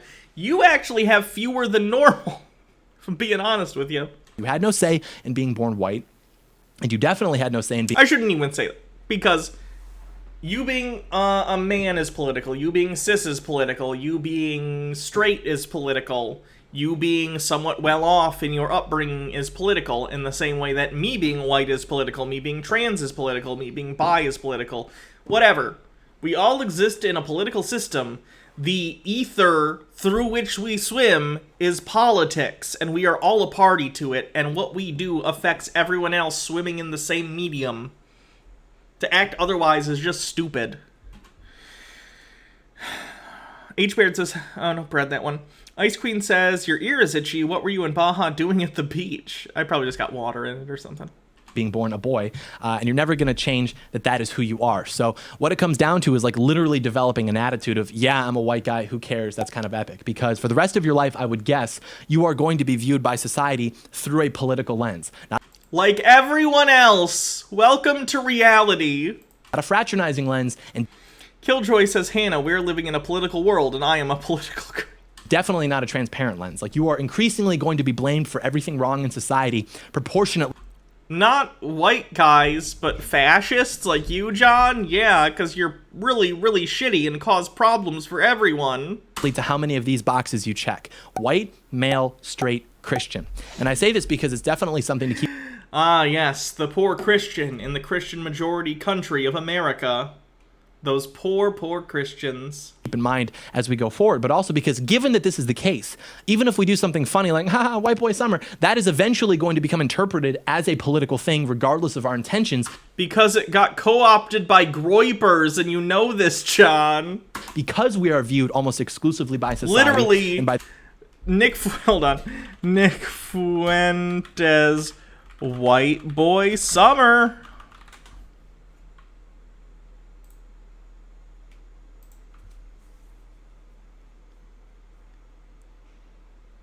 Gotta find it. Recently, they were chanting White Boy Summer.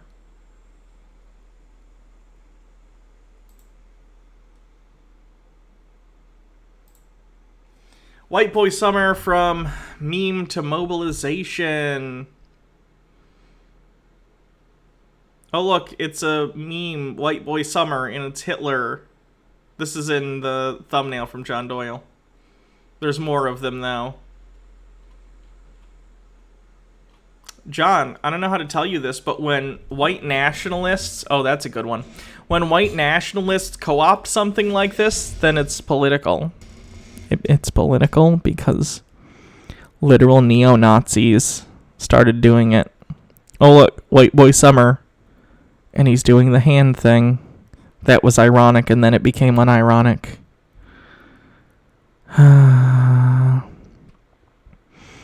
White Boy Summer, and then they have a sign that says, why are Jews allowed to suck baby dicks? Oh look, another white nationalist group. Oh look, White Boy Summer at Lake Havasu. It's almost like white nationalists and neo-Nazis co-opted the meme. Which happens. And you know this, John, because you're a party to it, and I would imagine your Discord is full of shit like this. So stop being a disingenuous piece of shit, you slimy bastard. Muddy says, ah yes, the 4 genders. Salvador says, CPAC. Is that when he did the thing? 0M80 says, you might have swimmer ears. You mix 1 part rubbing alcohol and 1 part distilled white vinegar and drip it in your... or by eardrops. Okay. By those with influence in the media and academia, et cetera, in particular, as a political thing. So we're simultaneously told that white people don't even really exist, not racially, not culturally, not in any real sense beyond appearance, but also that we are collectively responsible. I believe that's a reference to the fact that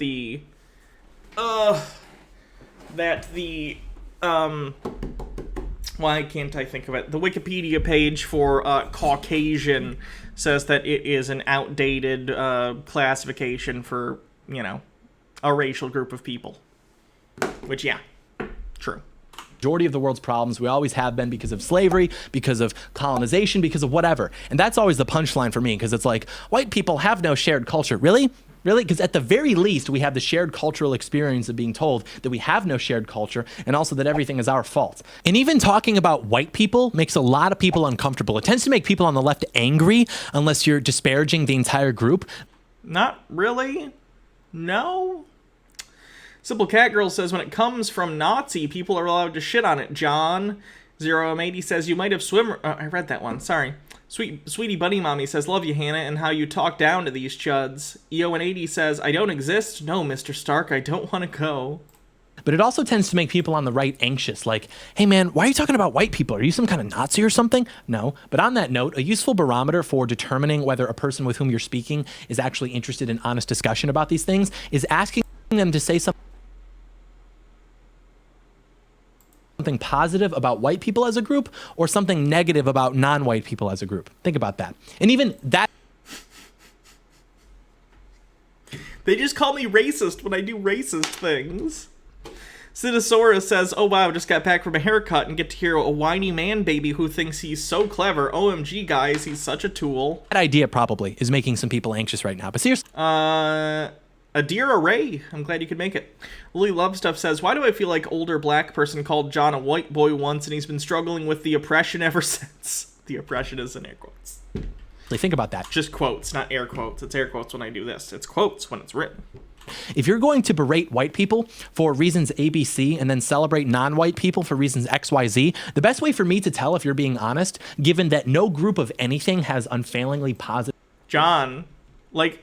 Let's say I'm talking about the history of the United States, and I talk about the fact that historically, people in power have favored policies that disenfranchise non-white people and put white people in a more favorable position. I'm not telling you that because you are white that you are a bad person. I am saying this is a problem that exists and we are still dealing with today and we should do something about it. That is not telling you, as a white person, which I also am, by the way, I'm pretty sure I'm whiter than you. It does not mean that you are to blame. It means that you should recognize this as an issue and do something about it. If you get blamed for something like that, then it's not because you're white, it's because you happen to be a person who is perpetuating the idea that these policies are good, right? Let me give you an example. Jesse Lee Peterson. Jesse Lee Peterson is a black guy, right? He's not... How do I put this? I'm not blaming Jesse Lee Peterson because he's white, because he's not white. Jesse Lee Peterson is a problem because he helps perpetuate problems in our society and tries to ignore solutions to them. That's the issue. It has nothing to do with your race, John. It has everything to do with the fact that you happen to be a white nationalist, which we all know you are, John. Chrysia says, maybe don't talk about people as groups, John, you fucking fascist. And Muddy with a link. It's White Boy Summer, and it's just a leg man.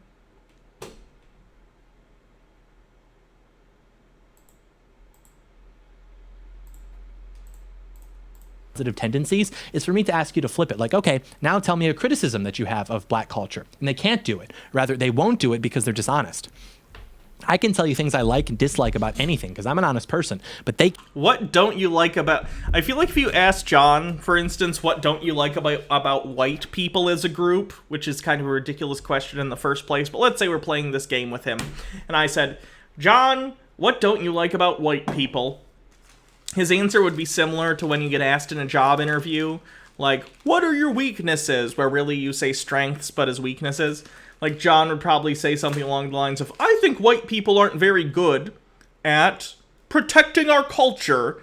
I don't think white people are very good at showing other people how much we've brought to the world. Like, it would all be like white supremacist talking points wrapped in a half criticism that's really just him saying that white people need to be more white nationalisty. I'm just gonna go out on a limb and say that's what he would do. Can't, because they're dishonest. They're not interested in discussing legitimate problems and solutions. They're interested in ideological self-interest and conformity dopamine. Think about that, though. Like, by the way, John, you said back in like late November, you said the MAGA hat was never coming off, and then you took it off and it was on your desk for a while, which I was like, yeah, the MAGA hat's off, but it's still a permanent part of your set, so I guess that doesn't make you a liar.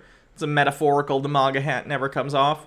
And now the MAGA hat isn't on the desk at all? It's almost like you realized it's toxic to your brand to be connected to an abject fucking loser? Is that what happened, John? Do you want to talk about that, John? why do we get anxious when we talk about white people in a way that isn't negative? It's because of propaganda conditioning. It is the same reason that we flinch when we hear far right, but not far left. The same reason that we flinch when we hear fascism, but not communism. And it's because fascism is an actual thing in the United States, and communism isn't. You have been subject. When's the last time you remember communists getting together with tiki torches and killing someone with a car? When's the last time a communist drove up to the Library of Congress with a bomb, allegedly, and was like, I'm gonna blow up 2 blocks if yada yada yada yada yada? Which happened the other day, and he was, you know, a QAnon type dude.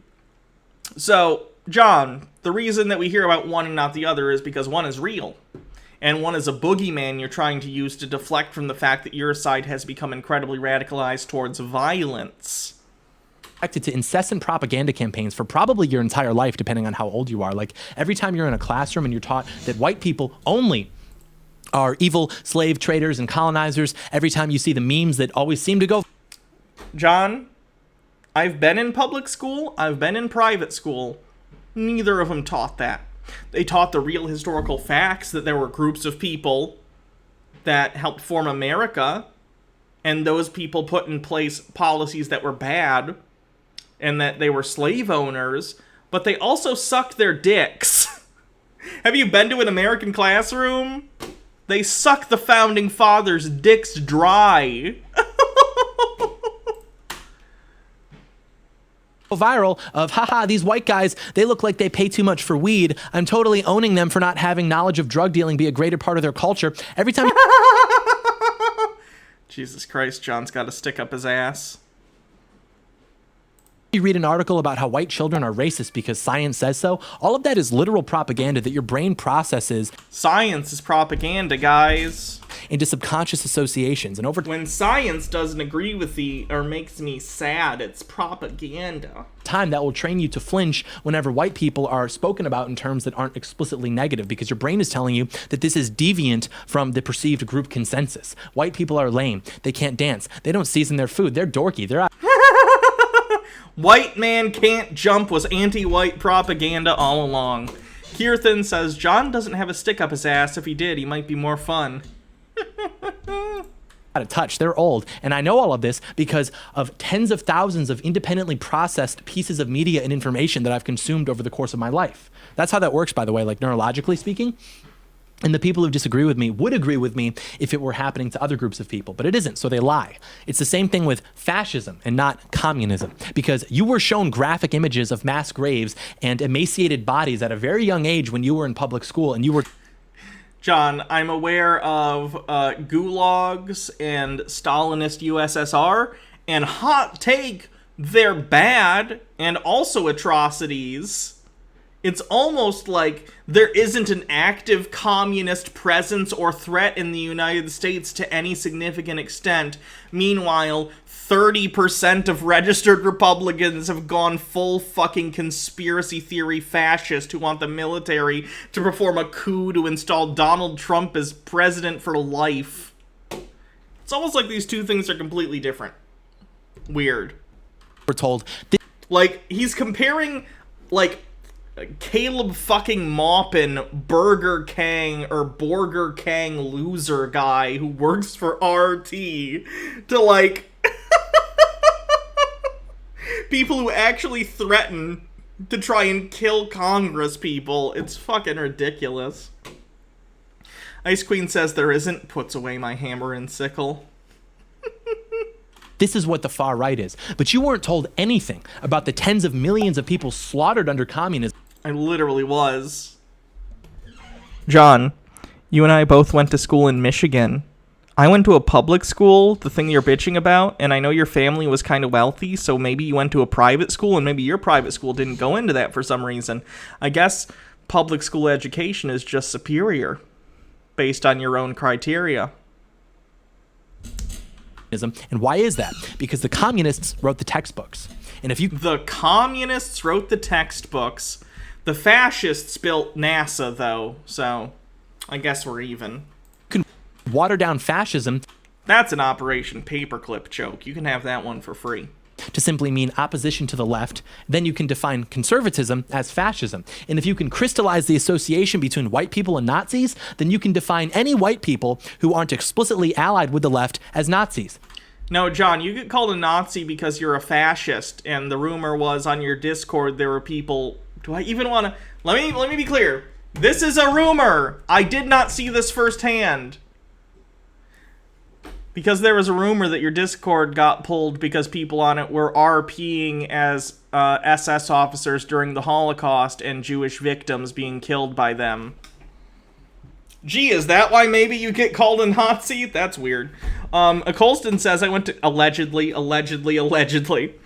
Colston says I went to Catholic high school in MIA. They definitely talked about Stalin's gulags.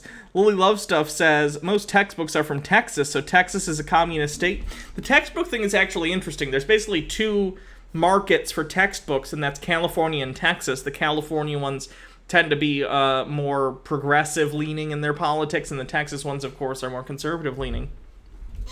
Moppy Mutton says, I remember the black and Asian Nazi regiments, don't you? Which is exactly where we are now. And I'm going to keep explaining this. But afterwards, I'm also going to explain why we're not Nazis, white nationalists, all the things that they slander us with. And not because we're trying to convince them, since they're always just going to lie about us anyways, but because there are a lot of people who just don't understand what these things mean, because it's all very cloudy. There's a lot of white noise, pun not intended, because the degree to which the left controls the flow of information in this country. So there are a lot of people who would listen to a journalist cherry pick quotes from this monologue to conflate what I'm saying with something. Not me, John. I have integrity. I'm listening to the whole thing. Hateful, but if you sat the same person down over coffee, they would understand the differences and that we're actually completely reasonable. So you're really not.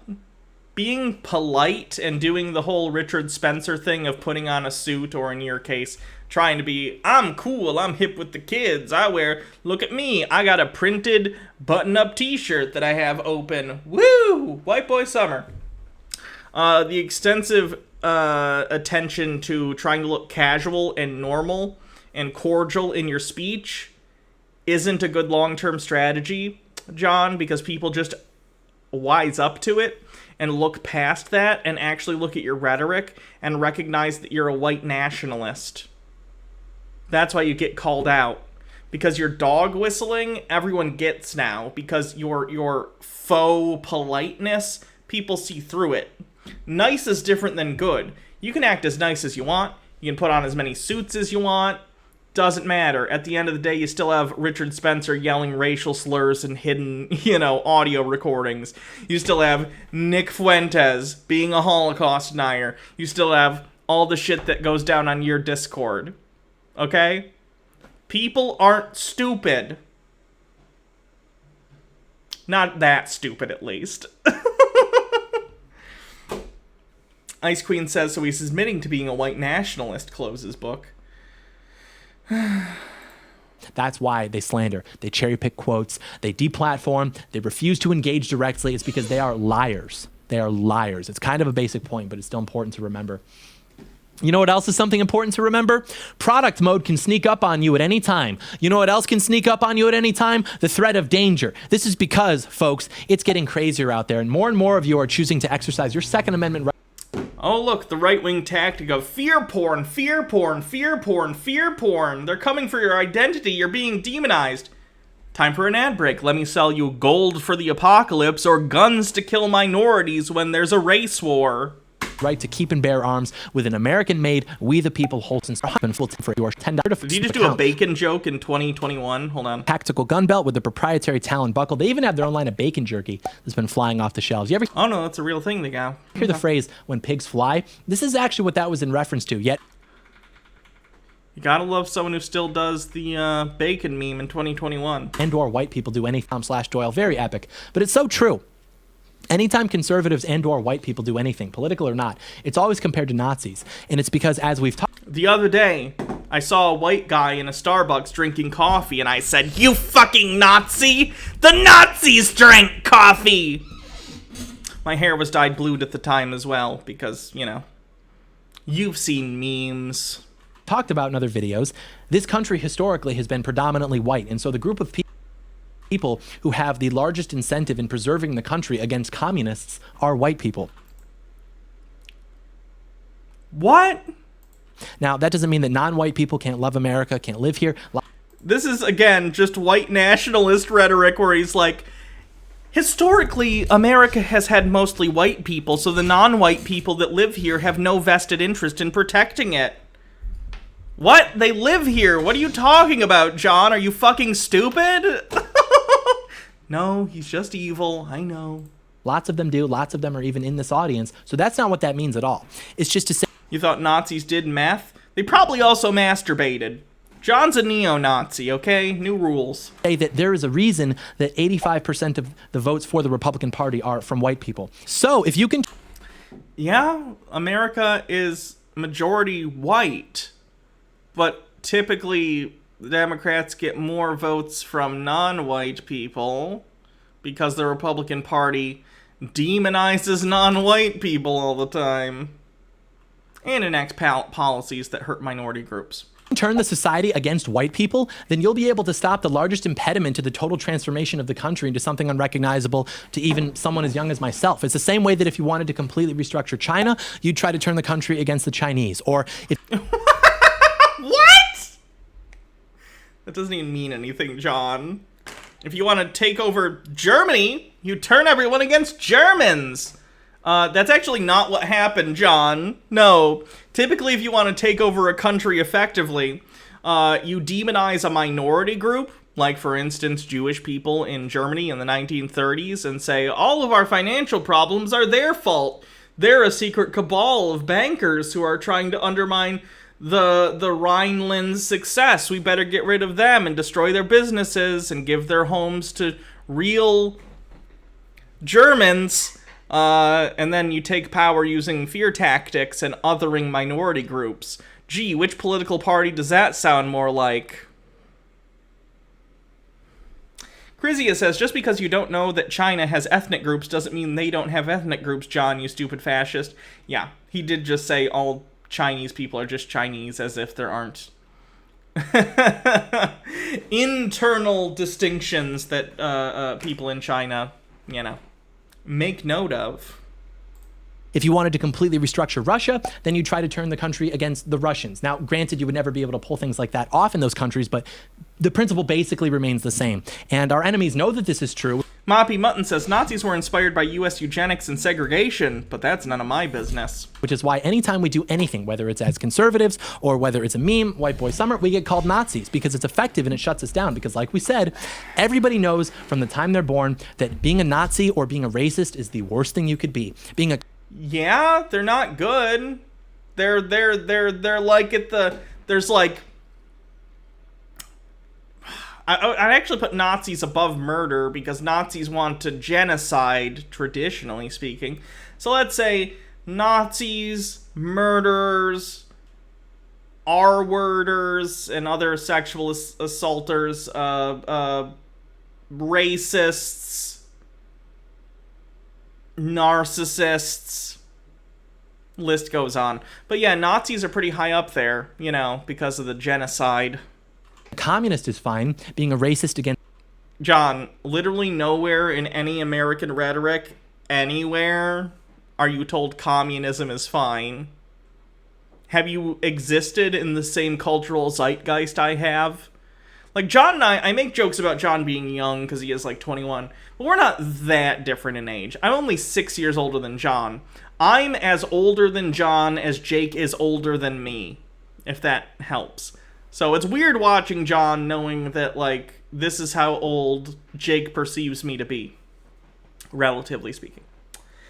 John, at no point in our lifetimes has communism ever been touted as a good thing by mainstream media, by educational systems. It's just not. Maybe in college you get some professors who want to talk about how capitalism has flaws. And guess what, John? It does. You criticize capitalism too. I've seen you do it. And Marx gets referenced sometimes, specifically because Marx is one of the most influential economic thinkers of the 20th century, whether you agree with him or not. But the vast majority of people are not Marxist or communists, are not sympathetic to those ideas. What world are you living in? Against white people is fine. Those are even promoted and encouraged. But regardless, it shuts us down because we are terrified of those labels. Even though we know they're lies, and even though the majority of people in this country probably know they're lies, it doesn't matter because the fear of being deviated from the group consensus is just that powerful. And so our only chance at winning is to have the courage to stand up against those lies until we're in a position where we can hold the liars accountable, which is done by having courage and setting examples for others to follow. And then, maybe down the line. Senshishi says, oh no, you're doing a meme. Okay, you're making fun of it because you said, actually. Thank God. I really didn't want to argue with the Chud about the Holocaust right now. He got me for a second, though. And we get to a point where we can expand the libel and defamation laws to include terms like that so that their propaganda is less effective because they won't be able to just throw around words like, oh, Nazi, oh, white. I missed 20 years. Hold on. Chrysia says, Jesus Christ, John, there's entire narratives about the ethnic conflicts in Russia, John. Like, even in the modern day, like, does John think people watch, like, oh god, what's it called? Is it The Death of Stalin? Which is a very funny movie that I would highly recommend, by the way. Does he think, like, The Death of Stalin, or if we're looking at something more serious, like Chernobyl, does he think people look at those and go, wow, communism looks awesome? Willie Lovestuff says, I mean, I got called a communist earlier today because I said the U.S. downplays the Soviet contributions to defeating the Nazis, and apparently that was glorifying the Soviet Union. That's really, really dumb. You can both recognize that the Soviet Union was pretty important in defeating Germany in World War II, and also recognize that Stalin is a genocidal sack of shit. Both can be true. Nationalists without being at risk of a reasoned and effectual lawsuit. That's really the most offensive part about it to me. It's just lazy. It's poor craftsmanship. If you're going to lie, at least make it original. Like, you betray yourself by appealing to the established moral framework. Oh, this guy's a Nazi, and we all know that Nazis are bad. Do you think Nazis aren't bad, John? I think your mask is a little... You've exercised virtually no brain power. I'm a guy. I appreciate a good insult when I hear one. I appreciate some verbal sparring. But when you just say, Nazi, because Nazi is when you don't like communism and are socially conservative, or even though... No, Nazism is when you're an ethno-nationalist, especially one that is anti-Semitic. Being an ethno-nationalist, hating Jewish people, demonizing communism doesn't hurt, and I'm not saying you have to be pro-communism, but it's a piece of rhetoric that falls into the Nazi thing very often. Interestingly, especially with neo-Nazis, which is weird considering that communism is not at all a presence in U.S. politics. So it's like they're just cribbing from the original Nazi playbook without any thought as to the context that they are existing in. It's very weird. But yes, the demonization of progressive people, Jews, minorities, promoting ethno-nationalism. Yeah, these are things that aren't Nazi shit. Ice Queen says, can we at least agree it says something that the Soviet Union put a woman in space 20 years before we did, give or take? I mean, the Soviet Union, Russia in general, had a interestingly more egalitarian view on women in governmental roles. Like, women were enlisted in combat roles in the Soviet military during World War II. So, it's just a different culture. McLovin, because white guy with glasses and dark hair is just lazy. We've heard it a million times, and you've... John, you regularly make fun of how other people look and say things like physiognomy check. You have no right to complain about people saying jokes about how you look. Now, I avoid it. I really try not to do that because I just think making fun of how people look in a political discussion of any sort is stupid and makes you look like a jackass and really, really, really, really, really weakens your argument. But, like, you do that, so you're just a hypocrite. You're just betraying the fact that you don't have knowledge or insight. So when you say physiognomy check, you're saying you don't have knowledge or insight. I'm glad we're on the same page. It's just weird that you're admitting it. Transcends an airport bookstore. We're off topic, but I can't help it. As I've gotten older, and I'm still young, but Mike Max with a link. Me, I swear I won't get political tonight. 3 drinks later, I serve the Soviet Union. Hydrate. Okay. I've really just developed a strong contempt for people who lie. They're literally tattletales. And it just gets back to the fact that your intuition is your greatest anchor for navigating the world other than the Bible. Like when you're a kid, all the things you think are cool are actually really cool. Soldiers, tanks, race cars, trains, building things, being a pirate. Being a pirate, then you're older and you're like, yeah, I was right. Those things are actually really cool, but it goes both ways. What are the things you disliked the most? Tattletales. These are kids who would sell you out to the established power structures for literally no reason other than getting off on watching you suffer. Not kids who would tell the teacher if you like knocked over their block tower or something. You deserve that. But kids who would snitch on you for doing something that had absolutely no effect on them whatsoever. Simply. Is John mad that he got reported on Twitter and he got banned? Is this what this is about? Because they got off on it because they're little sociopaths. Or is he mad about people at the January 6th thing at the Capitol are getting told on to the FBI by their families and stuff? Uh-oh, is John afraid he's next? I don't think he was there to my knowledge, but, you know, wouldn't surprise me. These are the kids who grow up to become journalists, and they're not cool. They're lame. I haven't done the Styx thing, no. I haven't done Styx in a while. I just don't find him that interesting anymore. He just says the same shit. I don't know. I'll get back into it eventually, but... Simple Cat Girl says, OMG, is he acting like people on the left hated pirates? Oh my god, John, you have no idea. Chrysia says, reporting people to the authorities is the opposite of sociopathy. I think it honestly really depends. You know, if you're reporting someone for, like, oh, they're in possession of a small amount of marijuana or something that doesn't hurt anyone, I agree that's stupid. But, like, yeah, if someone actually commits, like, an assault or a robbery or something and they hurt people, yeah, then you should report them to the police. Baja says he's probably mad because his BFF Nick got banned. That's probably true. Oh yeah, Nick did finally get banned off Twitter, didn't he? And we're further off topic, but it's okay. We hit on the inevitable connection between White Boy Summer and Nazis. Actually, there is one more point on that, which is that the memes that the journalists were complaining about had like pictures of Nazis and they said White Boy Summer, and the journos are like, see, I told you so, and they're so... Yeah. White nationalists today that exist on the online space dip themselves in about 30 levels of irony to try and hide the fact. Do you guys remember a while ago on Reddit, this was like a year or two ago, they literally had a Nazi subreddit where they talked to each other in baby talk to try and hide their intention? Neo-Nazis always try to hide the fact that they're neo-Nazis in the absolutely most embarrassing ways, and I guess we're on to deep-frying memes of Hitler. She's not up here. I haven't seen her.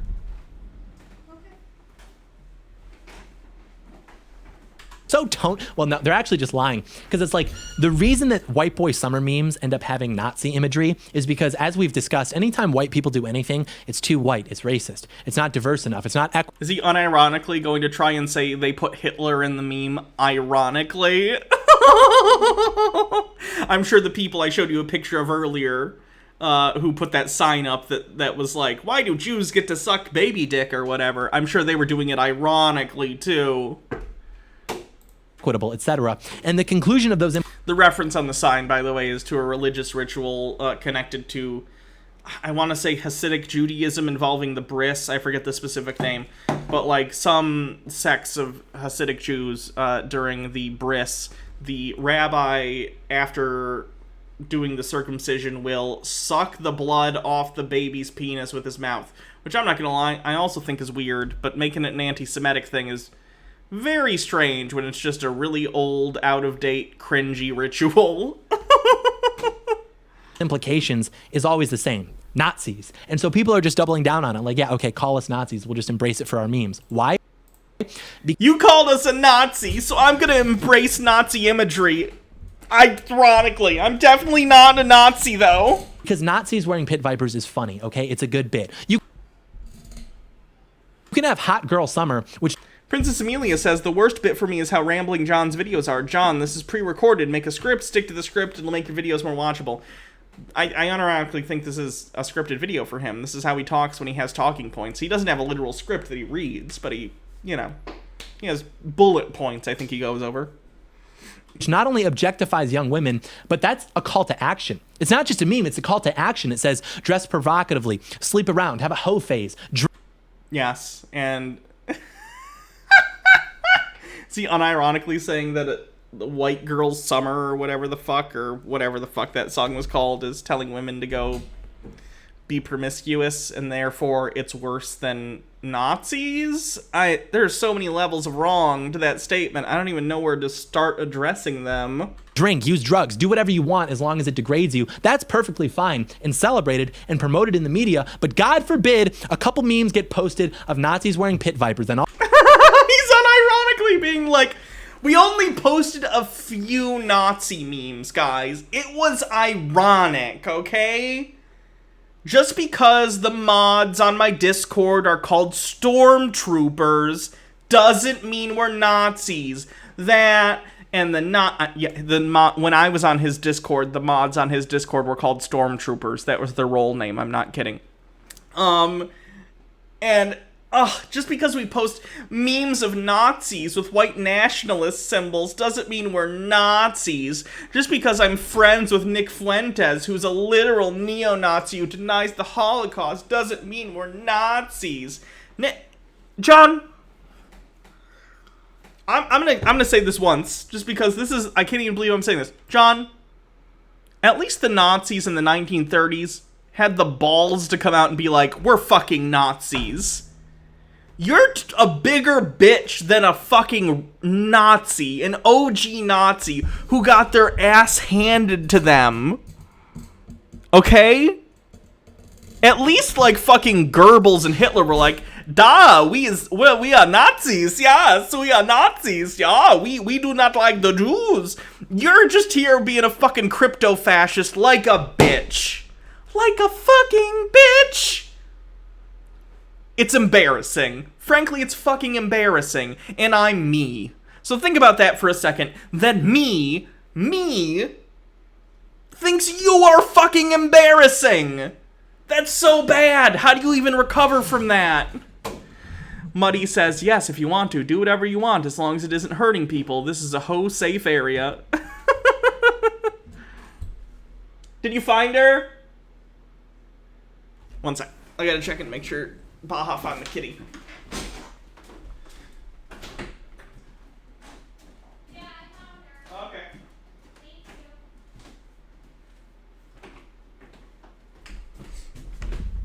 you. The kitty is found. Just making sure.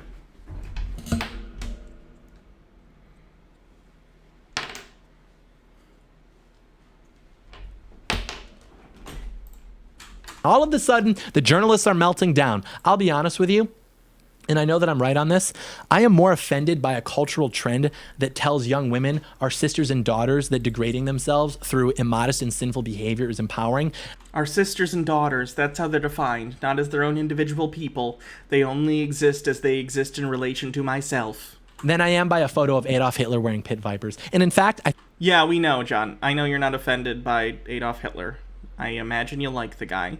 That actually might not be true. There are some neo-Nazis, and especially nowadays, like alt-right fascists who don't like Hitler because he fucking lost, because he was a loser and a drug addict, and they view him as, you know, not strong enough to actually win the war.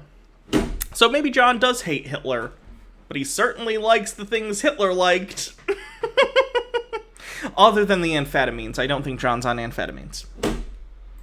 think it's pretty funny. And I'll actually ruin the joke by explaining why it's funny. It's because you've got pit vipers, which are, you know, these really obnoxious sunglasses, which are implicitly white sunglasses because they're popular with skiers and snowboarders. Those also happen to be overwhelmingly white activities. What can I say? We like the snow. And so you take that, and then you're like, what else do they say is a white activity? Oh, being a Nazi. Boom. Yeah, John, I don't know how to break this to you, but non-white nationalists don't think this is a funny joke. They just roll their eyes and go, oh, edgy alt-righters. Great. This is only funny if you're someone like John Doyle, or you're like 16 and haven't learned to be a person yet. Hitler wearing pit vipers. It's objectively a good bit. You're juxtaposing a silly-looking pair of sunglasses with a universally... Why is Hitler hot in it? Is that part of the joke, John? I mean, it's obviously part of the joke, but why is it part of the joke? ...condemned historical figure, and it's funny. And people... Why didn't you use Stalin, then? Wouldn't that work even better, since you think Stalin isn't even a worse person than Hitler? You know what I mean? Do you see what I'm saying here? If you think Stalin is worse than Hitler, and people who agree with you think the same thing, and you're making a joke about juxtaposition, then surely you should use the worse person, right? So Stalin. But you didn't use Stalin, you used Hitler. And all the other memes also used, like, white nationalist ideology. Imagery, rather.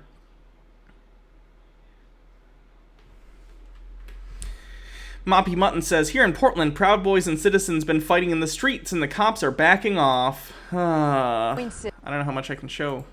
Just questioned the mayor. Elizabeth, according to the...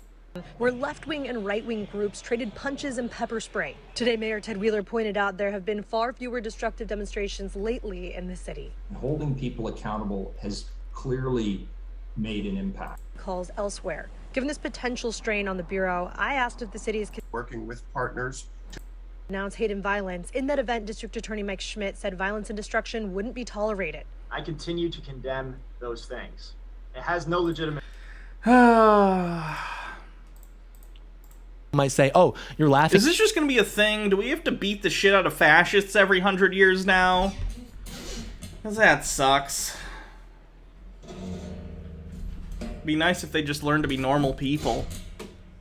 Is something that's really bad, so you're not taking it seriously. The fact is, I actually take it more seriously. Because if you know anything about... Carnio1 says, just a thought, you know, conservatives would love the TVA. Go Hannah. Vontuck says, Ghost Ezra turned out to be a Florida man. The least surprising thing ever. Yep. Ghost Ezra. Big account on Telegram. Biggest QAnon account. Posts anti-Semitic conspiracy theories constantly. And literal OG Nazi propaganda images. Turns out he's a Florida man. Surprise. I gotta find out if John Doyle has a Telegram. Hold on. I downloaded Telegram a while back. And it was a terrible decision. I'm just trying to keep tabs on these people. Let me look. John Doyle. No?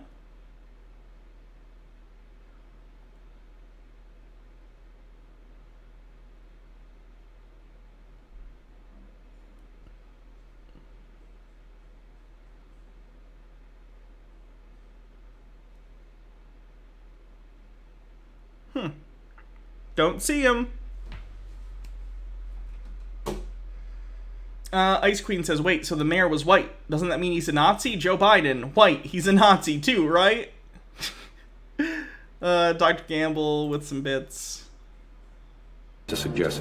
I can't play a clip from The Good Place. He's from Florida? Yeah. To suggest... he's from Florida? Yeah. People from Florida immediately go to the bad place. Humor, you know that it largely comes down to contrast, and me laughing at Hitler wearing pit vipers means that I recognize the stark contrast, which actually means that I take it. Right, but John, the contrast can be between the silliness of the shades and the seriousness of Hitler as well. The joke also works for white nationalists and was made by white nationalists. You know this. We know this. We're not dumb. Robert Morley with 100 bits says, Majestic 12 for President 2024. I've been following the Majestic 12 account that Peter references so often, and it's kind of hilarious. It's so bad. Take it more seriously. Hype Train, 26% to level 1. Than you do. So I'm a better person than you if you don't think it's funny. So you got me, John. I don't find your Hitler meme funny, therefore I'm the real Nazi. That's the secret. Hot Girl Summer says, do things that will...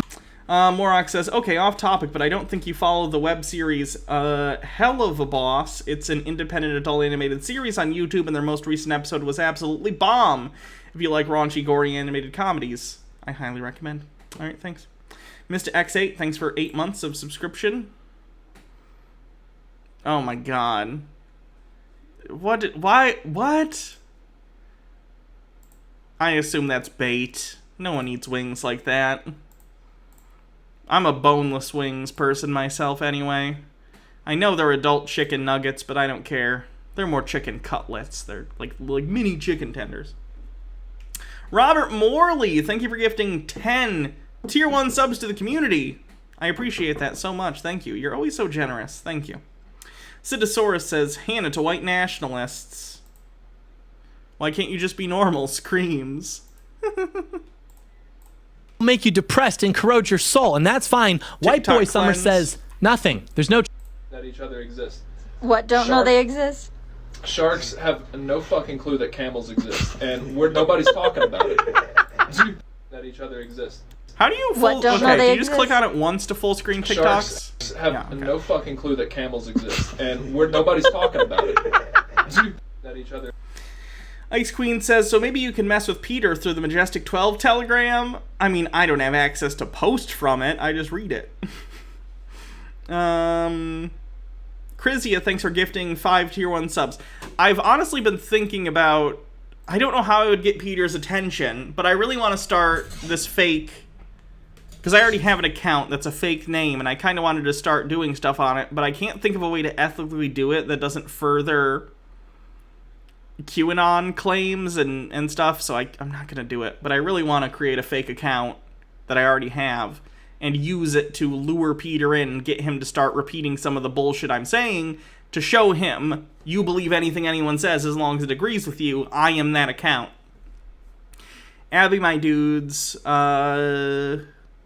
for gifting us up. Ice Queen says, I meant to ask questions and get them to give weird answers.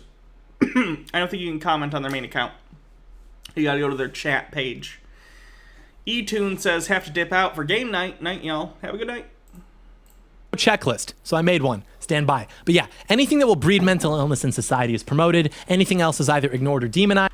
Getting dick promotes mental illness, apparently. Ice Queen says, made it weed related, maybe? Yeah, that'd probably help. Sidosaurus says, you might run into issues getting him to believe you if he still watches the streams. Well, I wouldn't tell you guys what I was doing. I would only reveal it later. But as far as the actual definitions go, unless you want a militantly enforced white ethno-state, you're not a white nationalist. Unless you want white people... Yeah, that's you. That's you, John. We know that's you. People to rule... I think it's actually a little more subtle than that initially. I think John wants to do that in sort of a long con way of slowly taking over institutions with political power. You don't have to want to take over a country militarily in order to be a white nationalist. You just have to want to take it over in order to benefit one specific racial group. Over every other race of people on Earth, you're not a white supremacist. Those are the definitions of those terms. And the only reason the definitions are stretched is to appeal to the negative attitudes surrounding the terms without maintaining the necessary integrity to apply them correctly. Because if they were honest, then they couldn't use those terms, which are very effective rhetorical weapons. So don't buy into it because it's all BS. And don't let anyone you know who's reasonable buy into it either.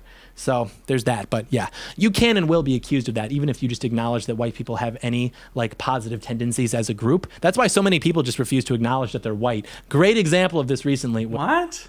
Was with Chris Rufo, I think his name is. I don't know a single white person that refuses to admit that they're white. What are you talking about? Oh, watch this clip. Ask you, what, particularly if you're saying whiteness is a thing that is being constructed as negative and shouldn't be, name something positive that you like about being white. Well, sure. Ice Queen says Rachel Dolezal. That's actually true. That's one. What's she up to? That must have ruined her life, right? I'll answer with a thing. There's a lot of documents that are floating around public schools that say things like timeliness, showing up on time, is a white supremacist value or a white dominant value. Things like Robert Morley says, hype train needs a push. Who's your bits daddy with 2,500 bits? And Colston says she posts feet pics on OnlyFans. Wagrode says you could somehow invoke the alien BS Peter believes in healing woo, really targeted to Peter. Yeah. I don't know how you would find it, though, you know? It's hard to find things on Telegram. 133% of level 5 hype train. Thanks, everyone. Like rationality, things like the Enlightenment, things like, objectivity. And these are very strange things to be ascribed to a racial identity. My view is that... How about we stop ascribing specific personality traits to racial identities? You can recognize that different groups of people get treated differently in society because of racist ideas about them or because of discriminatory practices that have been put in place by people in the past or currently, while also recognizing that people are individuals that just happen to fall within groups. You can do both of those things. You can say, I am not putting any sort of stereotype on people because of the racial group they happen to be in, while also recognizing that because they are in that racial group, they are being affected differently in society than you or I are for being part of the majority racial group in the country. Procagom, thanks for gifting 5 tier 1 subs. Felix Night Owl says, I've always wished I wasn't white. If you could change your skin color, Hannah, would you? To what color? No, I don't give a shit about my race. It's completely irrelevant to me. Felix Night Owl, just read that one. Citosaurus says, I have the last of my bits. Time for pizza. Hope it won't irritate the hole where my tooth used to be. Ooh, careful. Crizia says, but they're kind of right. Scheduled time is a very European thing that doesn't really exist in non-European cultures in general. I don't know anything about that. So. That these are actually should be ascribed. I'm skeptical of that claim, though. People need to do shit. Ascribed to every individual human being. Every individual human being, regardless of whatever racial category we impose on them. Name something positive about that you believe is positive about being white. Again, I don't buy into the framework that the world can be reduced into these metaphysical categories of... I would agree. And that's completely compatible with the idea that even though I don't believe racist ideas about specific groups of people and putting people in these demographics and therefore labeling them with certain characteristics, and also recognizing that nonetheless, in society, people do get treated differently and are served sort of different ways by said society due to consequences of past attitudes about different racial groups and also current attitudes espoused by certain people within society. These things are compatible views. Whiteness and blackness. Lagrode says you can try to disguise good medical advice as woo BS. I could. I think that's... Again, that's an ethical issue, though. Well, I would like to sort of show Peter that he can be easily fooled. I also don't want to pull in other unsuspecting people and promote bullshit, so there's just no way I can do it. Hydrate. That's wrong. I think we should look at people as individuals. I think we should celebrate different people's accomplishments. And again, I think the idea, you mentioned Ignatieff. Ignatieff says the goal is to, quote, abolish the white race. In any other context, this would be interpreted as a near genocidal slur. I don't buy into it. The reason I'm not going to answer your question is I reject that categorization. I think of myself as an individual human being. It's the same thing that we talked about in the beginning, refusing to acknowledge that being white isn't actually terrible by dodging it and just pivoting to actually we're all individuals, which is a good point. We are, but we exist in a society which sees people as demographics, and unfortunately different people in different demographics are served differently because of the way society categorizes them. It's not difficult to understand. Even your audience could understand it, John. I guess, but you have to understand that you're outnumbered. Black people, Hispanic people, Asian people, they all view their racial identity as incredibly important, and they're going to view you as a white person even if you don't view yourself that way. Because society has served them differently because of their racial identities. Which is more consequential since, again, as we discussed, literally being white is going to become increasingly political in the near future. Jesus Christ. And that's why... I think John was really, really scared by that recent report that the census is... They think the census is going to show that the absolute white population, not as a percentage, but the absolute white population might be going down for the first time since, like, the 1870s or something. I don't even remember. And they're freaking out about it. White nationalists, I mean, because who the fuck cares? I don't care what the racial demographics of the country are. It's irrelevant. The left is able to lie and win arguments so effectively in terms of public perception because... Wait, I thought it was the free market of ideas, John. If we keep winning, does that not mean that our ideas are better? But when you win, it's because of the free market of ideas. But when we win, it's because we're underhanded liars. Gotcha. Okay. They can just appeal to the framework and definitions that they own, and we just don't have the knowledge or infrastructure to push back tangibly yet. Guys, I love how the left is so powerful that we can own definitions. How can we be stopped? And the ironic part of all of this is that if you really want to achieve a post-racial America where no one thinks about race, you have to let us have things like White Boy Summer. You have to let people acknowledge their differences. John, no one's taking away White Boy Summer. They're pointing out that it was co-opted by literal neo-Nazi groups, which it was. And you know that. You're friends with the guy that helped co-opt it. Fun of them and have fun. We were doing a pretty good job until probably Obama's second term. And you think about why. Like, you had the early 2000s. You had the Chappelle Show. Everyone made fun of everybody. You had South Park. Same thing. Oh, my God. I swear to God, South Park ruined so many young people's perception of politics and social... society in general. Like, I used to like South Park a lot as a kid, too, but I swear to God, so many, specifically, tends to be men who grew up watching South Park, decided that it was, like, absolute political genius, and everything that Trey and Matt said are automatically true, and if you disagree, you're just, like, you're either a lib cuck or a right-wing extremist. It's really, really dumb. Yoan80 says, in this one report on the one specific section, white people are basically a minority now.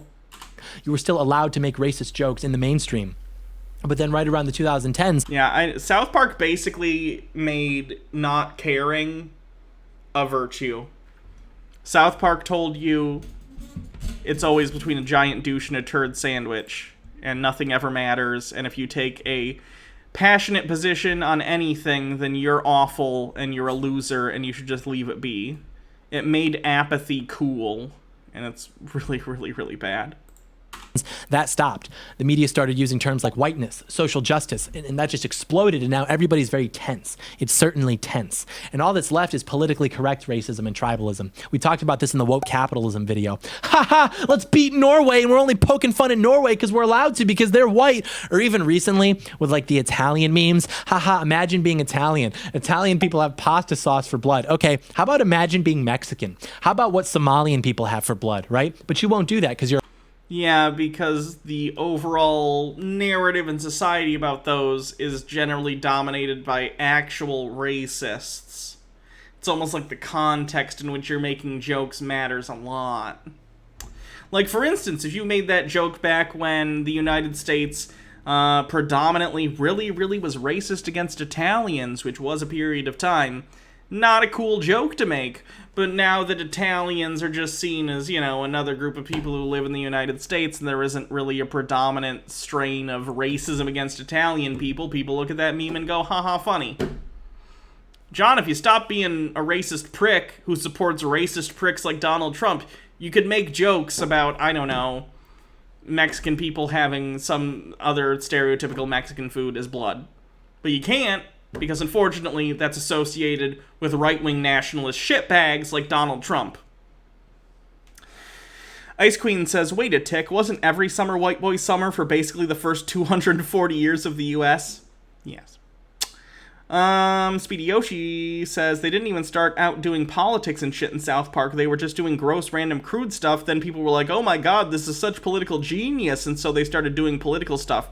Like Man Bear Pig. That aged well. Princess Amelia says, other people watching South Park, wow, this is political genius. Me watching South Park, LOL poop. You're a coward. Because racist jokes never stop being funny. The only ones that are proved now, though, are about white people or white countries, and Italians in particular, because they... That's actually really funny and a really good indication to show you how the view of what white even is has changed a lot over time. there was a period in history in the United States, not all that long ago, that Italians were not considered white by the vast majority of Americans. They've maintained a very distinct and unified Catalina Gearbox, how are you? Culture. So obviously they want to attack that. Making anti-Italian jokes is like saying the CIA killed John Kennedy. It's like a totally Reddit tier, totally approved, non-threatening action that masquerades as actually being edgy or a threat to the establishment, but it's not. So if you unironically say... Right, because these are not contentious issues. Kiesia. Oh. Cassie and Lou are getting along. These are our kitties. Baja just tweeted this.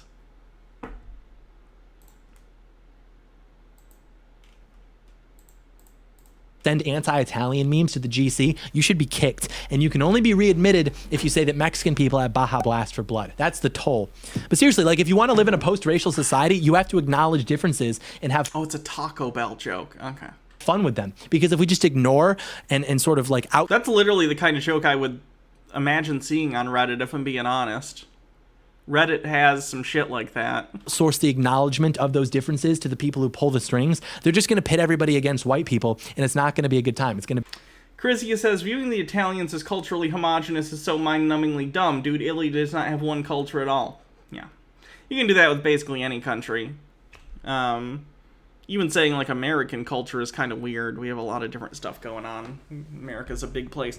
But that's true of basically every country of a decent size. Is even smaller countries are going to have regional differences. To be tense. No one's going to have fun. That's what they always say. The elites want to pit everyone against each other. That's not true. They're not like pitting black people against Asian people. They're just pitting everybody against white people. Like even when black people beat up Asian people, what do? They call it white supremacy. So we just have to be clear with... What is he fucking talking about? With what we're talking about here. And ironically, it seems that the best solution is just for everybody to go back to being able to make fun of each other without serious consequences. Guys, can I just make jokes against minorities again? I miss in middle school when I could do that and people would let me get away with it. I'm glad Twitter banned this fuck. I hope Instagram's next. And what better environment is there for everybody to make fun of each other in than a group of guys just hanging out? This is the ethos of White Boy Summer. And I think that this is actually the biggest problem that they have with it, because the whole meme is basically being spread by any young guy who's right-wing. So it's really not as much of a race thing as it is a gender thing. In terms of right-wing politics, those two are related. And we've talked a lot about this on the channel, and I will repeat it because it is so true, and that is that the biggest fear of the establishment and its servants, more than anything, I would argue, is authentic and pious masculinity that is free to channel itself. Because that's... Because when I think righteous, true, unfettered masculinity, I think of John Doyle. Speedy Yoshi says, someone never watched the squirrel joke episode of SpongeBob. It's the most powerful force in the world, but more importantly, it is the force that is most antithetical to everything that these people stand for and seek to do. And I really sympathize with the men in this country because they have purposefully destroyed all of the spaces that we have to fraternize with other men, and it's because those... Like what? Those are the spaces that we require to form bonds and relationships with other men. And now there are a lot of guys who don't really have any real friends, and it's very sad. Like, men require all male spaces, and it's not necessarily... That's fine, then have those spaces. I don't care. I don't think the vast majority of people care. Even because women are the problem, it's because men are men. Boys will be boys, and what tends to happen... Ugh. I hate that when it's used as an excuse for shitty, toxic behavior. Chrysia says, of course you sympathize with men. You're a fucking man, dude. Speedy Yoshi says, so he wants a safe space? It's almost like he gets it. Happen when you introduce women into the equation is that the dynamic kind of transforms into basically a dick measuring contest. And then... Wow, it's almost like that's a toxic aspect of masculinity that you should try not to indulge in. Weird. This is the worst part. When you recognize that, you try to correct... Ice Queen says, wait, I thought it was the women's only spaces getting destroyed because trans women are predatory cis men. It's all the above. It's all the above. As long as you're a minority group, then fuck you is basically the message. Like that, the simps come after you. Oh, what are you, an incel? Is he bothering you, queen? You fool! I'm trying to help you. We used to have the Boy Scouts, we had social clubs, universities, we had the workplace. Now it's all gone. He just subtly was like, women shouldn't be allowed to work. I love it when someone takes the same position as the fucking Taliban. You're a genius, John. Because of pathetic men like you who derive their purpose from female approval. I will never forget this. My middle school group of friends, the best group of friends I ever had, it was destroyed because one of the guys started bringing this girl around. Is he gonna unironically pull like she's like the Yoko Ono of my friend group? Oh yeah, did he list university in that? Is he unironically saying women shouldn't be allowed to work or go to college? Because he feels those spaces are men's and men's alone because women were at one point not allowed in those spaces. Those don't belong to you as a gender, John. Go fuck yourself.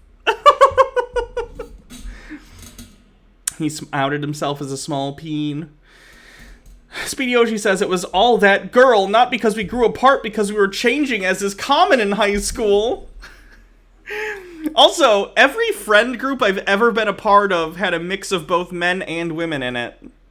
What kind of fucking nerd was John that he was in a group of all men all the time?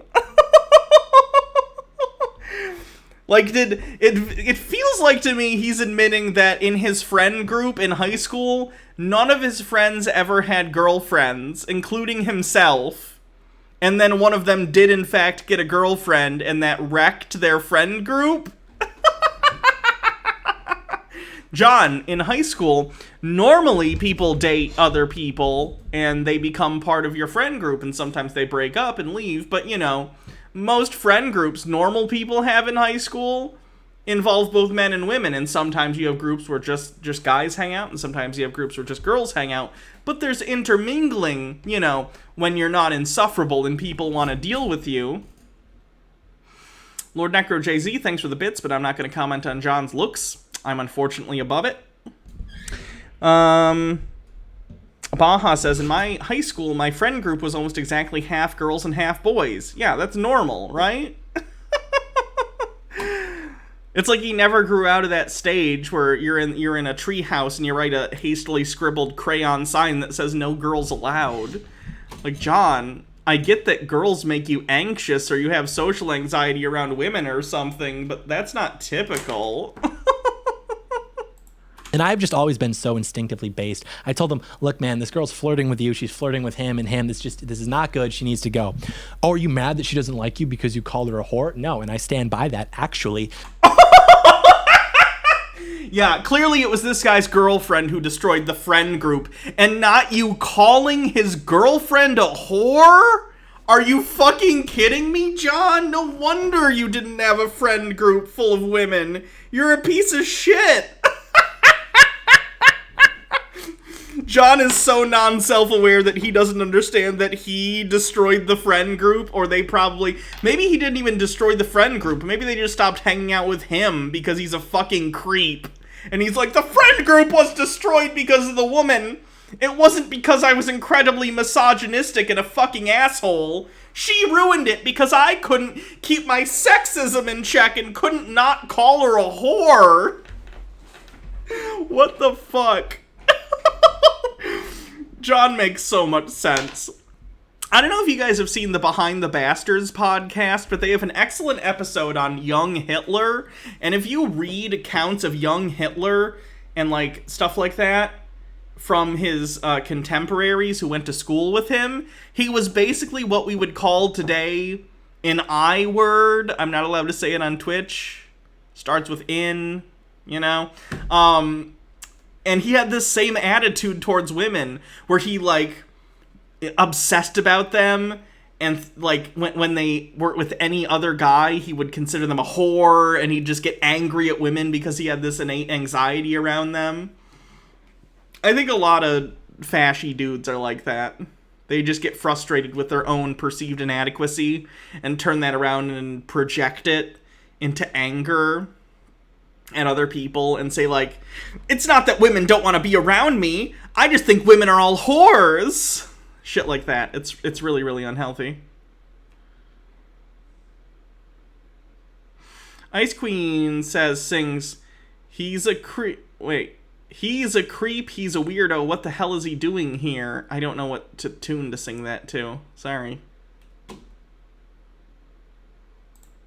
But we're here to play handball, you idiot. You're going to destroy us. And so, sure enough, the subversive nature of the woman manifested. It plagued our bond like black ink. And it was brother against brother. And it was just over. Many such cases. The haters and losers, they're going to dig into... It wasn't brother against brother. He had a girlfriend, and you were a dick and called her a whore. Because you apparently perceived... And this is so funny. This is one of those situations where I really wish we had, like, a screen to see the past objectively. Because John is saying that he felt that this guy's girlfriend was flirting with everyone else in the group, when in reality she was probably just being, you know, a normal person and joking with them and having fun. Because, you know, you can be friends, platonic friends of people of whatever gender. And he was like, she's enjoying the company of men platonically? That whore! And he ruined his friendship over it. That's so funny. Princess Amelia says, quote, the subversive nature of the woman. And I missed Sky Comet Fallen's bit, sorry. Sky Comet Fallen says, I'm just surprised John had friends. To that, like, oh, is that why he's sexist? Because he was traumatized by that? And it's like, first of all, no, if you paid attention to the story, you know that I was sexist before that. True. Second of all, stop projecting your trauma onto everyone. You'll notice this with... Recognizing that John is a complete piece of shit is us projecting our trauma. Like, every time they communicate online, every time one of these people sees something they don't like, they'll reply like, oh, who hurt you? What happened to you that made you like this? And it's because they can only conceptualize the... No, John, it's pretty clear that you were like that already. It's probably because of your parents, unfortunately. The world in terms of trauma, because these people are all traumatized, and it's that trauma that has made them so spiritually ill. But John hasn't been traumatized at all. That's why he's such a well-adjusted young man. It's the same way that they can only conceptualize fraternity and camaraderie as something gay. If you hang out in any of these circles long enough, you'll see, oh, well, Captain America and Bucky are definitely gay. Did he just learn about slash fiction at some point recently? Ron Weasley and Harry Potter are gay, and it's because their brains are so fried by pornography and this incessant hypersexualized media. No one tell him about Kirk Spock fan fiction. Be a culture that they can only interpret human interaction through a sexual lens. John, you just said in like middle school or high school, you called your friend's girlfriend a whore because she was talking to other dudes platonically, and you think other people view every social interaction through a sexual lens because they ship some fictional characters sometimes? Oh my. Sorry, George Takei. Oh my. There's a great C.S. Lewis quote that speaks to this, and something like, oh, C.S. Lewis. Relevant. Aslan was Jesus' persona. Those who can't conceive friendship as a substantive love, but only as a disguise or elaboration of eros, betray the fact that they've never had a friend. I agree, but John, you just told a story in which you did that. And it's so true. They don't understand male... John, I don't think you understand why slash fiction exists either. It's because for queer people, there are very few, especially historically, back to sort of the origin of the modern slash fiction genre with stuff like Spock Kirk. Especially back then, there were virtually no positive homo-romantic or homosexual stories, right? They just didn't exist in popular media.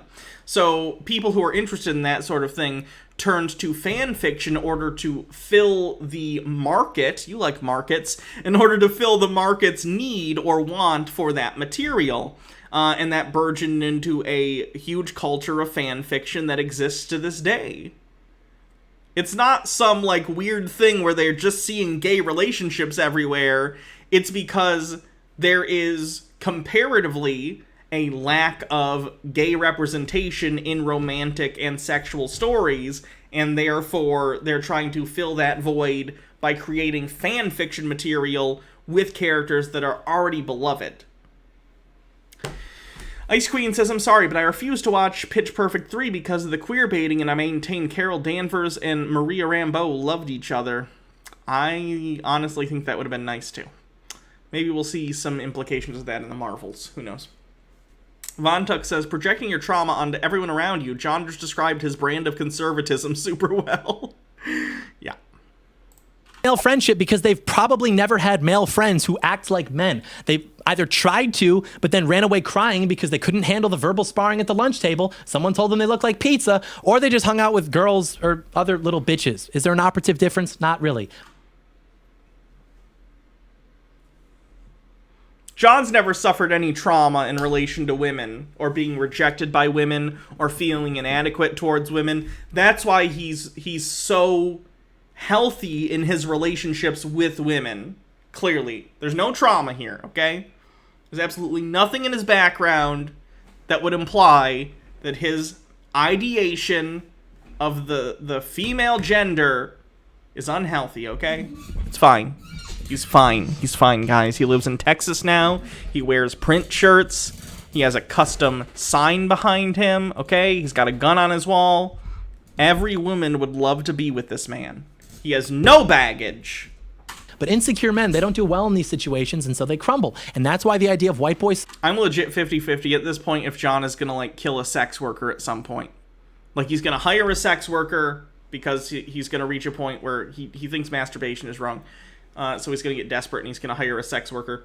And then he's going to be so ashamed of himself afterward and feel this weird religious, political, fashy guilt about it. And he's going to pull that gun off the wall and blow her head off. That's my fan fiction. Because I think there's a good chance it will happen. Summer is problematic. It's a bunch of implicitly or explicitly right-wing dudes coming together, simply declaring that this is our summer, we're embracing our identities, we're having fun, we're not apologizing, and we're offending everyone in our paths. They fear the lads coming together and enjoying themselves unapologetically. John, I hope you and your friends get together and have a great time. I really do. Unfortunately, your friends are also white nationalists, or just fascists, so that's not great. But I and most people don't have anything against people getting together and having fun with their friends, regardless of their genders or whatever. Who cares? Lady Necro says, Texas, only two things come from Texas, steers and poor regulations. That's pretty good. Von Tuck says, slash fix, how'd it happen?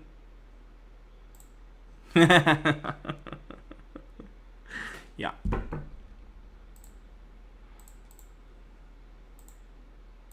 Where did it go? That's what it is. They fear any form. Was that the plot of Psycho? No. Have you not seen Psycho? Watch Psycho. Of white people acknowledging... I mean, I guess Psycho in broad terms, in the sense that Norman probably felt ashamed on some level about his attraction towards Marion, which led him to spoilers for Psycho, which is like a 50-year-old movie at this point, over 50 years. Probably because he felt ashamed of his attraction towards Marion, he, let's just say Mother killed her for that reason. That they exist, and I just have to say that's really funny to me because non-white people overwhelmingly, not all of them, but overwhelmingly view their racial identity as very important, and it's like because they white have people to, because it affects their life on a daily basis. It affects your life too, and mine too, John. We just don't recognize it as much because it affects our lives in a benign or positive way that we don't recognize. But if you're the kind of person who gets pulled over regularly by the cops for no good reason other than the fact that your skin color is different than theirs, it's going to be important to you what your racial identity is. It's just for a meme. It's for White Boy Summer. It's seasonal. I can't help but find that funny.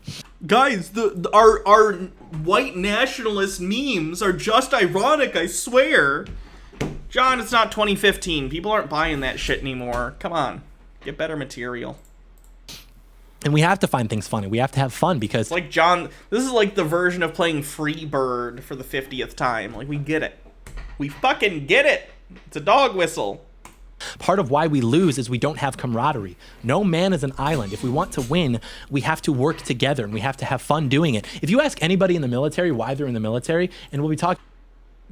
Low-income household and wants opportunity for college or pension.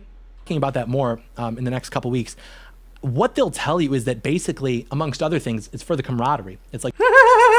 No, I don't think most people join the military for camaraderie. I think they join because the military tends to recruit from low-income areas and get desperate people who want a for-sure paycheck and want to make sure they can get pensions and health care and the opportunity to perhaps go to college after they're done. EO180, thanks for the 30 bits. Like the best part of it. And equally, he thinks the military is fun. I would imagine the military is not fun, and then boring during deployment for most of the time, and then horrifying during combat, and then boring during the parts where you're waiting and just doing maintenance on shit. As important, the people who hate us hate that we're having fun, and so we have to have lots of fun as a political strategy because it demoralizes them. You know how that's not a political strategy. That's just what you should be doing to de-stress, John. Just do that. Like, you know, when you break up with someone, you start posting more on social media to let them know that you're out there, you're having fun, you're living your life without them because you're petty. It's like that, except this time you get to make communists cry and you get to live in their heads all 4 of them rent-free. It's pretty cool. So anyways, I will now get into the official White Boy Summer checklist. You still got some time left. You might have to do a speed run, but I think that you can still pull it off. It really isn't too complicated. If you're a white boy from the suburbs, these are like programmed into your soul. And for legal reasons, I'm not telling you to do any of these things. I'm simply educating you on what the checklist is. I did not make this checklist. It was incepted into my mind by Jake Paul when he appeared to me in a dream. It's fairly simple. And if you're really one of the forgotten gamers of America, you can probably knock it out in an afternoon. But here it is. Ice Queen says, they joined because service guarantees citizenship. Would you like to know more? And I feel like that's what you described as what I remember the movie Jarhead. You think John watches Starship Troopers unironically and like thinks the global government sounds really awesome? Climb something that is not supposed to be climbed. This is self-explanatory. We touched on this earlier. Go 24 hours without internet or cable television. Board a boat for at least an hour. Be on board a boat for at least an hour. You're going to want to skate down an entire parking structure.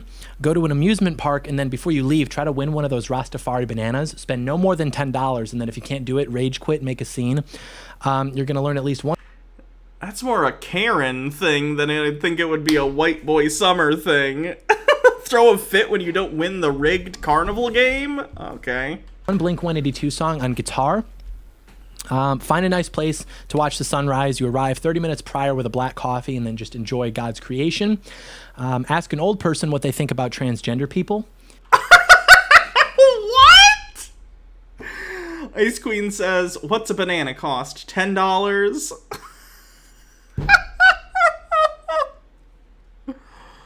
That's good. Actually, John, do that so you can get the last vestiges of old people being transphobic before they all die out, and you become a minority who's just a weirdo who doesn't like trans people who are just trying to live their lives. Do it. Ask a black person what they think about transgender people. Oh, I'm glad we live rent-free in John's head.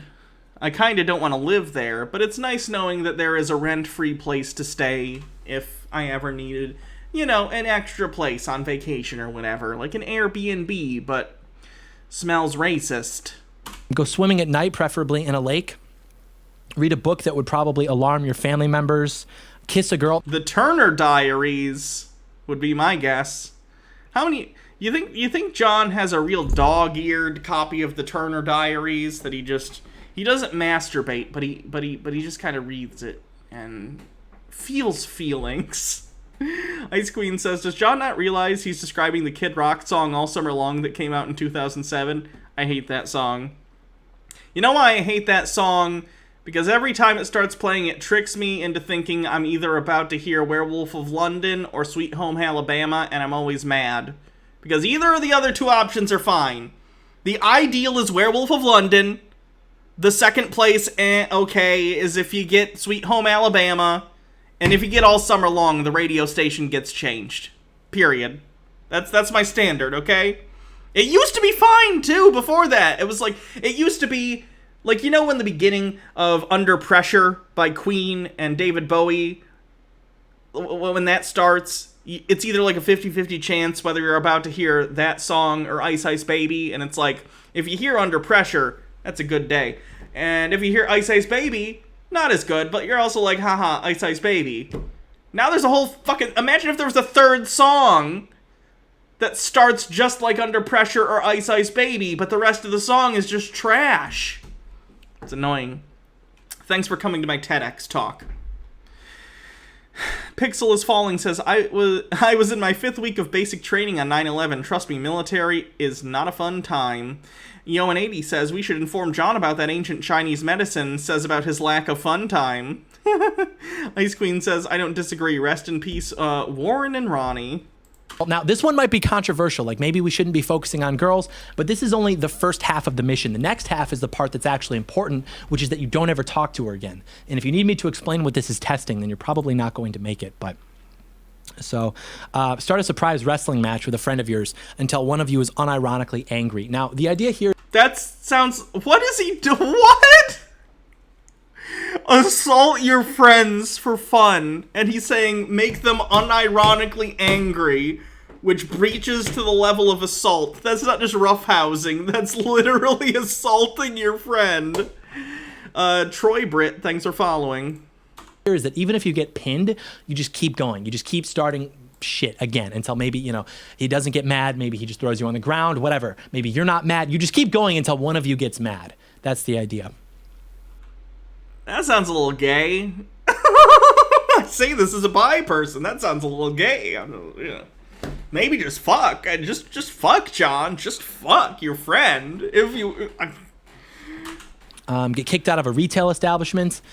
Do something nice for a husky teenage boy. There is nobody who needs our kindness and support more than the husky teenage boys. Remember, we are all 14 and husky, so go do something nice for one of them.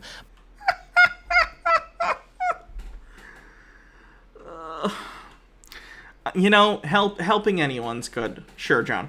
Yoan80 says, maybe he throws you on the ground and nuzzles you a bit. Buy his Taco Bell order, whatever it is. But yeah, that's the list. I feel like that encapsulates everything that it needs to. I feel like that's pretty thorough. Just some reasonable mischief, nothing excessive. We're not animals. We value order. It's just reasonable. And as far as the music guide, there's a lot of debate over this. Nick made a pretty good playlist, and I'll admit, I was hesitant at first. Nick is in Nick Fuentes. Oh my God, are him and Nick Fuentes gonna go hang out at that cabin? I really hope John doesn't try to do any Catboy stuff, because I think John or Nick would like that a little too much.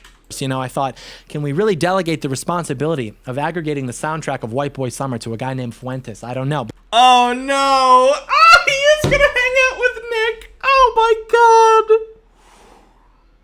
God! This went from like, haha, homoerotic jokes to like, But he did a good job, you know? But my interpretation is a lot angstier. I would say literally nothing except Blink, Bowling for Soup, Neck Deep, Sum 41, Weezer, the Ataris, maybe sprinkle in some Offspring, Hum, Green Day. Quite honestly, the soundtrack of the last 3 years of my life has been 99% Blink, Bowling for Soup, Neck Deep, and Hum. And it's covered the necessary range for me, so that's what I would say. And you really do have to be careful with it, because they're trying to bring back pop punk music, but they're only pushing people who aren't angsty white guys at the center of it, which is annoying because they're trying to like redirect that angsty energy into their PC narratives. And it's also because the meme potential of 2000s pop punk mixed with 2020's decline of America is so good. Like, imagine turning the radio on and it's just like, there was a race war, but she held my hand. Like,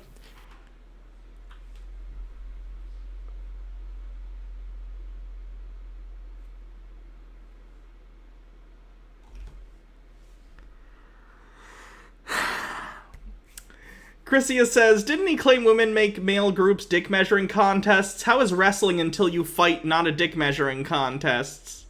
He wants it to be a dick measuring contest. He just doesn't want women there to ruin it for him. Be so good. The summer style guide, I've said it once, the pattern cotton button down, couple buttons open on the top, couple buttons open on the bottom. This reminds me of that, hold on. I think you should leave pattern shirt. Have you guys seen the second season of I Think You Should Leave? It just makes me think of the shirt bit. Felix Night Owl says, I'm not the only one that has heard the more a guy is homophobic, the more likely they're suppressing their own homosexuality. I don't like that trope. Generally speaking, I really, really don't. Just because it puts the onus of homophobia onto queer people, which is not the case historically. We're on a minimalist. Von Tuck says, was listening to an audiobook after the revolution where basically a super racist Christian Taliban boil out of the suburbs and take over a hunk of Texas. Guess we know what John will be up to in a couple decades. At least their power grid will probably fail. So... wristwatch, get some Sperry, some white Vans, you're golden. It's as simple as that. Now, as far as sunglasses, there are 3 acceptable sunglasses for White Boy Summer, as far as I'm concerned. Those are the Clubmasters, the Wayfarers, and then anything made by Pit Viper. And I could explain why, but I think you instinctively should understand why this is the case. So yeah, I'm excited. You're excited. There's a lot to look forward to. Of course, the White Boy Summer Super Spreader Weekend Retreat and Jamboree. Then there's Hottoberfest. You thought I forgot, didn't you? And then, ultimately achieving victory, which we will in the end. And wouldn't it be amazing if at that event, both John Doyle and Nick Fuentes got COVID? That'd be hilarious. We're going to have fun in the process, which makes ugly people... Again, I think those two are probably both vaccinated, though.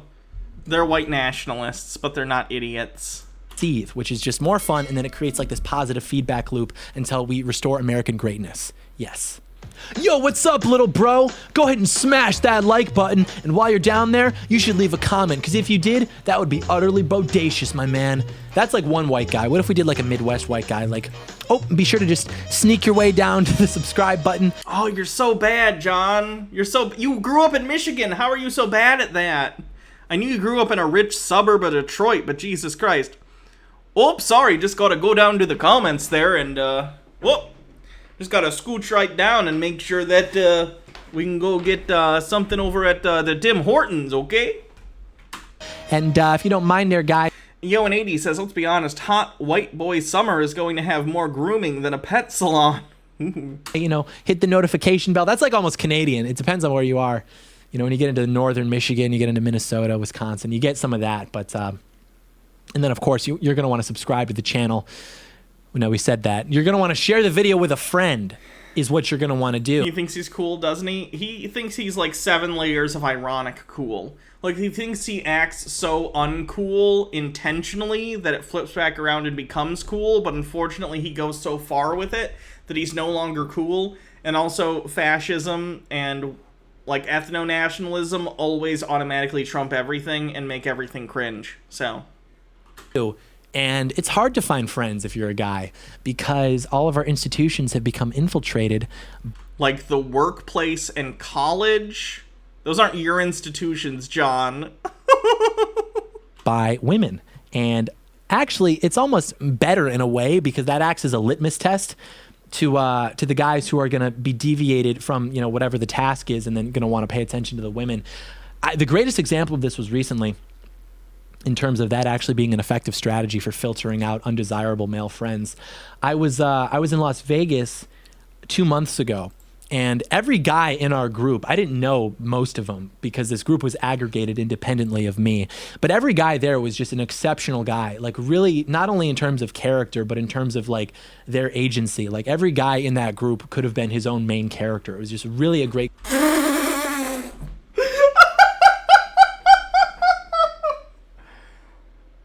I can't believe he actually sees himself like this.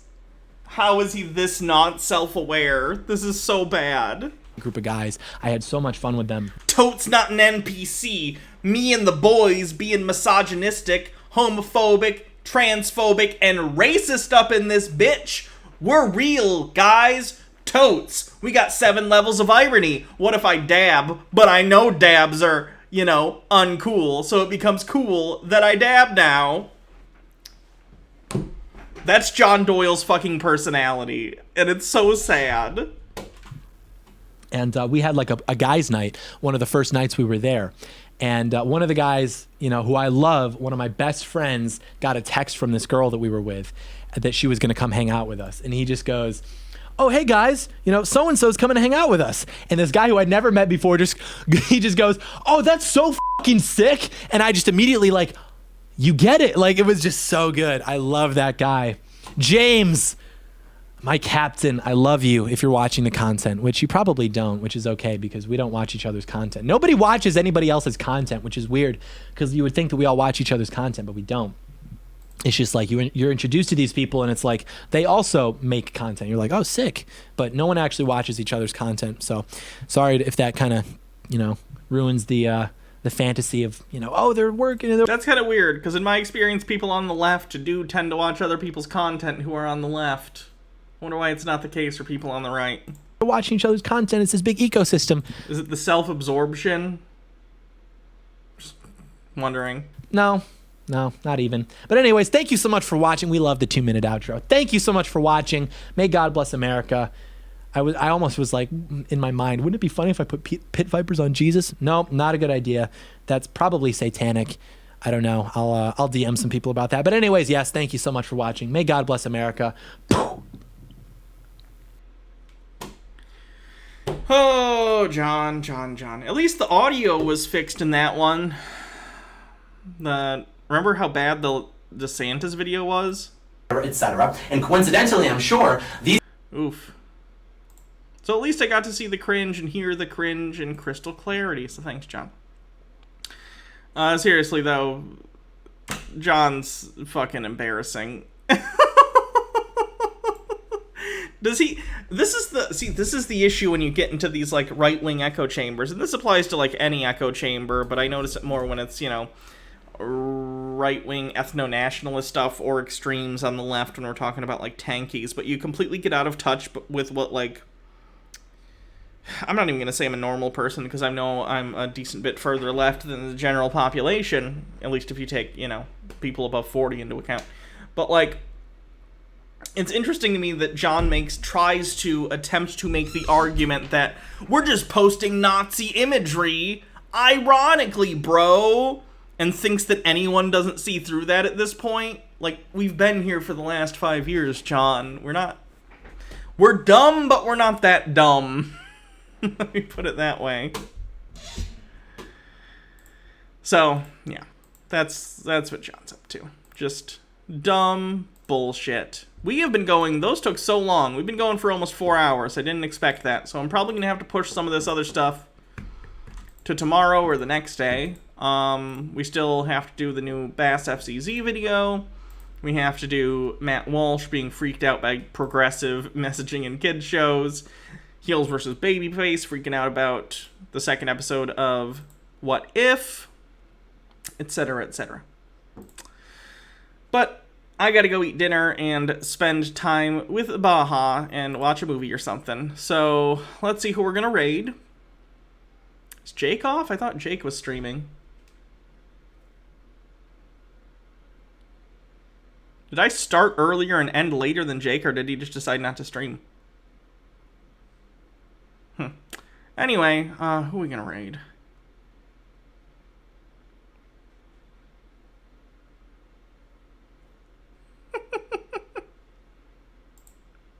Fuck it. I have more viewers than Vosh right now. Dude, I'm not even the biggest fan of Vosh, but fuck it.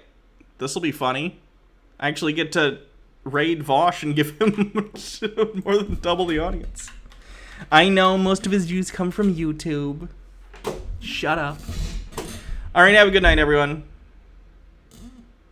I think I'll be back tomorrow, but if I'm not, I'll be back Monday. More stuff's coming out on YouTube, etc., etc. I love you all. Have a good night.